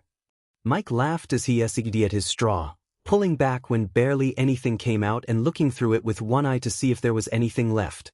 Aizawa questioned his own sanity for choosing to associate with these kinds of people before downing the rest of his coffee. The cat on his lap suddenly jumped, screeching and running off to the other side of the cafe with startling urgency. At first, Aizawa wondered if he'd petted it wrong, but then the rest of the cats freaked out all the same, running and jumping all over the place and scaring several of the customers in the process. The employees watched in confusion, looks of concern painted on their faces. Aizawa and Present Mike were both standing, the hairs on the back of Aizawa's neck standing on end. Mike looked at him, his expression morphing from carefree ignorance to stone-cold seriousness like the flip of a switch, and took a deep breath. I hate to be Captain Obvious, but something's wrong and they know it. Mike whispered and Aizawa nodded. Animals were sensitive to a lot of things that humans were not, so there could be multiple reasons for this. That, and cats are particularly finicky, which makes the possibilities even more staggering. The world jerked. Mind moving at 1,000,000 miles a minute, adrenaline pumping and nerves as strong as steel from years of experience, he immediately realized what was happening. With no time to lose, he and Present Mike leaped into action, even as the ground itself shook beneath them and left them nearly stumbling. All right. Everybody stay calm. Present Mike yelled over the commotion, leaving Aizawa's ears ringing all over again. Please duck under a table or counter and wait it out. Everything will be okay. Those who weren't already taking cover immediately followed Present Mike's instructions, ducking under the tables and counters as the windows imploded and pieces of loose furniture came crashing down around them. Aizawa yanked the back of Present Mike's jacket and threw them both under their table as a large piece of the ceiling slammed into the floor just in front of them. He clenched his teeth and forced himself to breathe as his mind suddenly left the current moment. His students are out there. His students are out there and he has no idea where they are. And he already knows that those DMN problem children are doing something reckless. Dim it all. The shaking only lasted about a minute, dust rising up from the destruction around them as people slowly appeared from their hiding spots. Now that things were calming down, Present Mike quickly crawled out from where they were, Aizawa close behind, and began evacuating people from the unstable building. From the looks of things, that cafe was one of the few buildings still standing, nearly every single other one left in shambles as people began to scream for help. Aizawa could feel the conflicting feelings bubbling up in his stomach, a strong desire to search for his class attempting to cloud his judgment and deafen him to the several screams around him, but he swallowed his concern and focused on the task at hand, following after Mike as they began to dig out survivors and escort civilians towards where emergency services were already beginning to gather.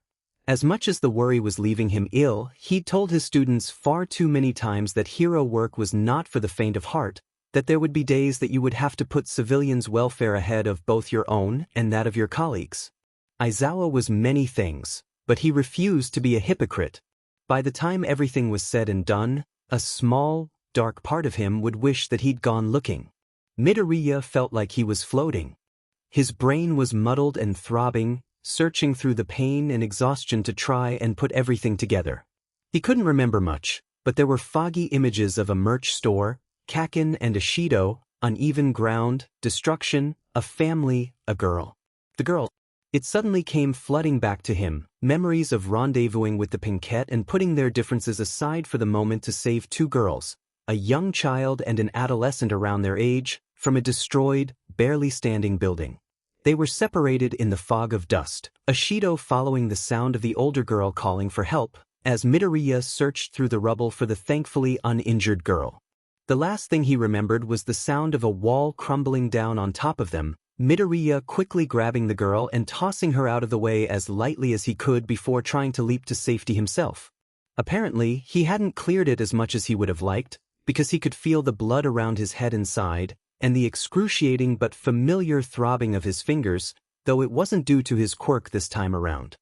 He prayed that the girl was okay. He was still floating, feeling slightly jostled, and he realized that he was being carried. His heart rate skyrocketed, panic rising as he tried to force his limp body to cooperate, prying his eyes open in search of the child that he'd been trying to rescue. The first thing he saw was ash blonde hair, and it honestly absolutely thrilled him how his immediate reaction was pure, unadulterated relief rather than any sort of fear. Kaken? It came out slurred and quiet, but red eyes glanced down at him all the same. What happened? He forced out, despite slowly regaining the answers to his question as time went on.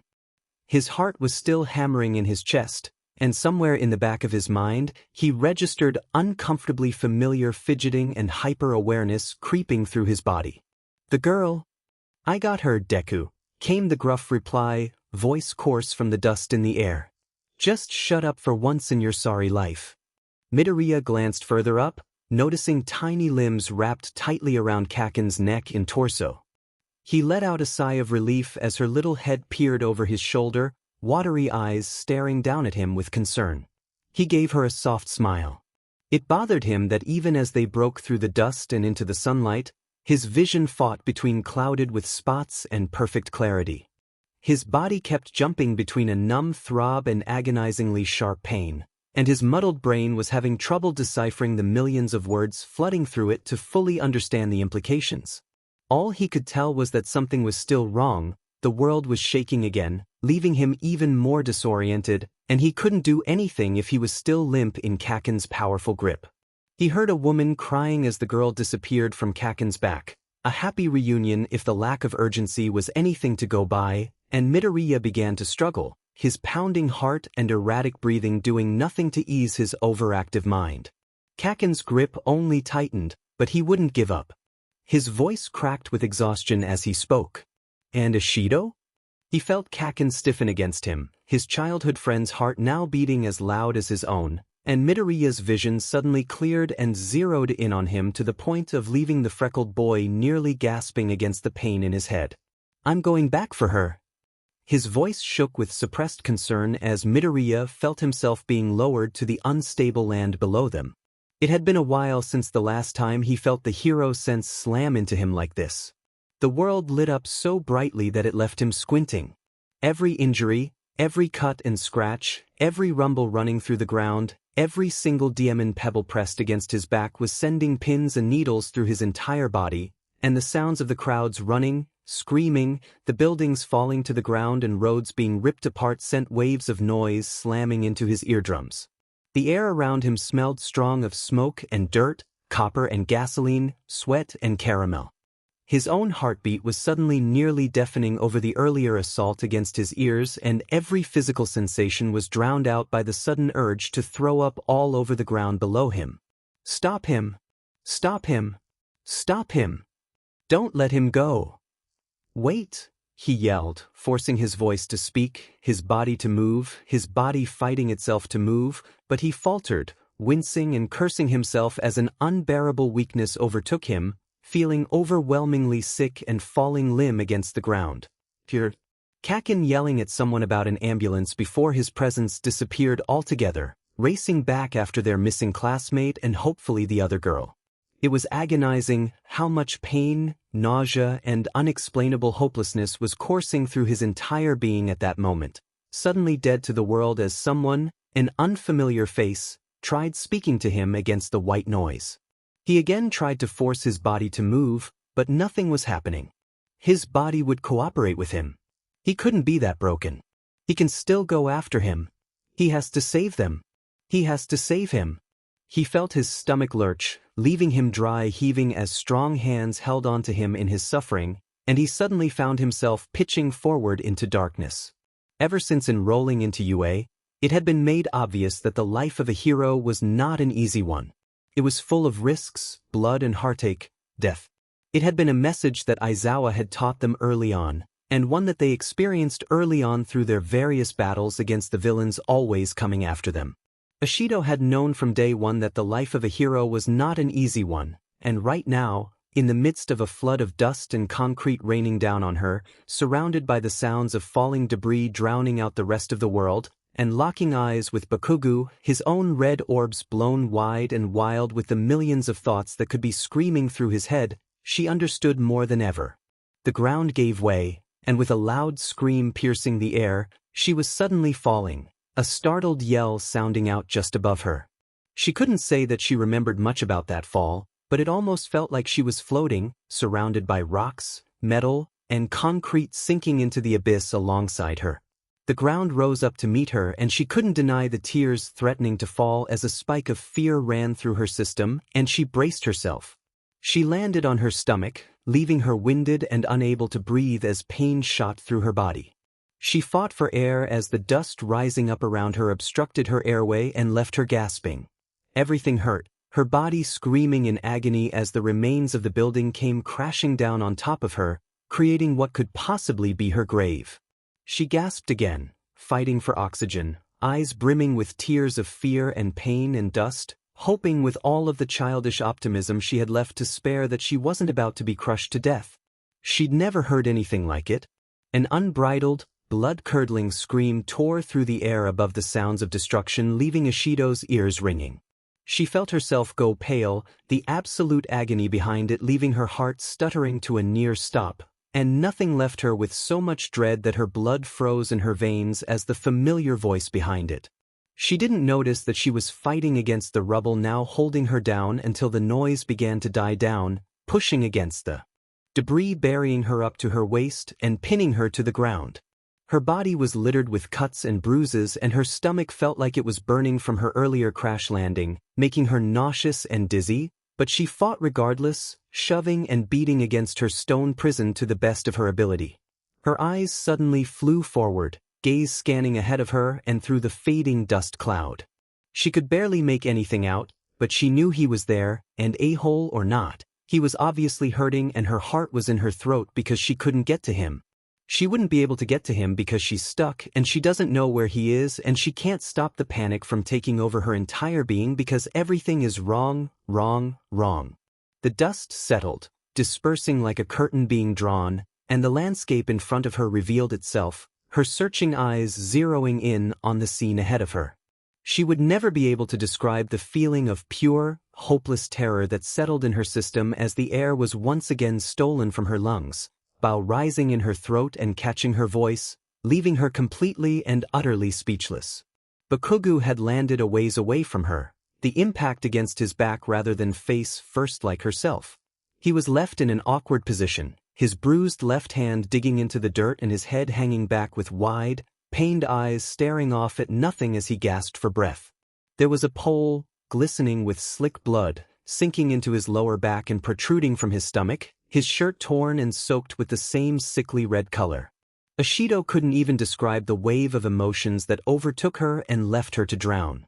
She let out a strangled cry, her will to fight renewed as she attempted to push and pull at the mound holding her down. The world around them seemed to become quieter, the sound of his desperate, pained gasping becoming more prominent and sending her into a full-blown panic. "Bakugou!" she shrieked, continuing to writhe and struggle in her attempts to reach her friend? Were they still friends? "Bakugou, can you hear me? Answer me." He barely even reacted, only flinching slightly at the sound of her voice as his tense body slowly began to relax. Ashido felt like she was about to vomit her heart up altogether. "Bakugou!" Calling it heartbreaking was the understatement of the century, watching as her classmate's struggles slowly ceased, his body going limp against the cold metal and dusty ground. Ashido only then realized that tears were streaming down her cheeks, leaving the dirt under her face damp as she gave one last heave against the pile of concrete on top of her. She felt herself slowly breaking with every second that nothing budged. "Bakugou!" she screamed, not even a twitch coming from the uncharacteristically silent body before her. "Bakugou, please." Of course something like this would happen now, when her friendships were on the verge of falling apart and tensions were high. and right when the very person she'd been trying to defend in the process had turned on her for it. Of course something like this would happen now. "Are you trying to effing kill me?" he'd yelled, sparks popping from his palms as Kirishima grabbed him by his shoulders, keeping him from falling face-first onto the floor as Ashido clung to him, a huge grin on her face. "Why would I do that?" she asked playfully, rubbing at his hair. It was a lot softer than she'd thought it would be. Bakugou eventually regained his balance, Kirishima snickering as Ashido's legs tightened around the explosion quirk user's waist to hold herself up, earning a grunt followed by a low, guttural growl. "You guys having fun there?" Midoriya's timid voice floated into her awareness as he, Uraraka, and Todoroki wandered by. Bakugou only snarled at them, though Midoriya was still beaming at them, Uraraka having a giggling fit and Todoroki staring at them with his head tilted and a look of light confusion on his face. Kirishima laughed as he joined them in their trek to the cafeteria, leaving Ashido to deal with the consequences of body slamming the beast of Class 1A from behind. For some reason, she wasn't too concerned. What she wasn't expecting was for his arms to twist around her legs, hoisting her up to sit comfortably against his back. She squealed in delight as he turned to follow after their other classmates, returning to playing with his surprisingly soft hair and observing the natural, unrelenting spikes in wonder. "You FING idiots are such a DMN hassle," he grumbled. "Why the hell do I even put up with you shitheads?" Ashido only giggled, rubbing at his scalp more harshly, as if she were scratching a dog. He growled dangerously at her, but just returned to cussing her out as he trudged on towards the cafeteria with her comfortably hanging off of him. "It amazes me," she distinctly remembers thinking, back in that time not too long ago, earlier that very week even, when they'd been so close, "how good of a friend you can actually be. And you know what bullies are? Villains, that's what." She knew that that was one of the only things that truly bothered him. She knew that there was a certain level of trauma left behind from that incident. She knew that those words would hurt. And now those words just might be one of the last DMN things that she ever said to him. "You can't," she cried, attempting to claw her way towards his frighteningly still form. "You can't do this to me. Please, Bakugou." He remained motionless, and Ashido found herself harshly scraping against the dense earth in order to dig herself out and get to him. She barely noticed the pain of her torn nails. "Bakugou!" It was at this point that reality began to sink in, her fingers now bleeding, back sore from the weight holding her down, and drowning in the silence surrounding and consuming her. It was at this point that she began to realize that she was alone. It was at this point that she realized that she could be staring at a corpse. "Bakugou," she whimpered, hoping beyond hope that he might turn to gaze at her, sharp red eyes, bright and alive, locking with her own. The longer the silence stretched on, the more she felt her poor heart being torn to pieces. He probably thought that she hated him. He probably thought that they all hated him. Blasty. The nickname rolled off her tongue so easily, as if no time had passed at all, as if nothing had happened between them. "He's trying to change, he's trying so hard, and you guys have helped so much with that. He's come so far. You guys can't act like people can't change. They messed up, didn't they? What matters is that he trusted you, okay? Blasty." Her voice cracked, sobs racking her body as she fell against the dirt, her hand shakily pulling against the ground. "Please, Blasty. You can't do this to me. I'm sorry. I'm sorry. You're not a villain. You're one of the greatest heroes I've ever met. You fought so hard. You tried so hard. Come on, Dynamite." Her personal nickname. The one that only she really ever used. When was the last time she'd used it? "You're stronger than this, Dynamite. You gotta get up." There were streaks of blood running through the dirt where she'd raked her fingers against it in her desperate attempts to free herself. Her vision was blurry from the buildup of water and her face felt hot. His body still hung bonelessly against their prison of stone and metal. "So, that's it." The sun peered down through the dust, and Ashido could do nothing but bury her face into the mud and grime under her and scream.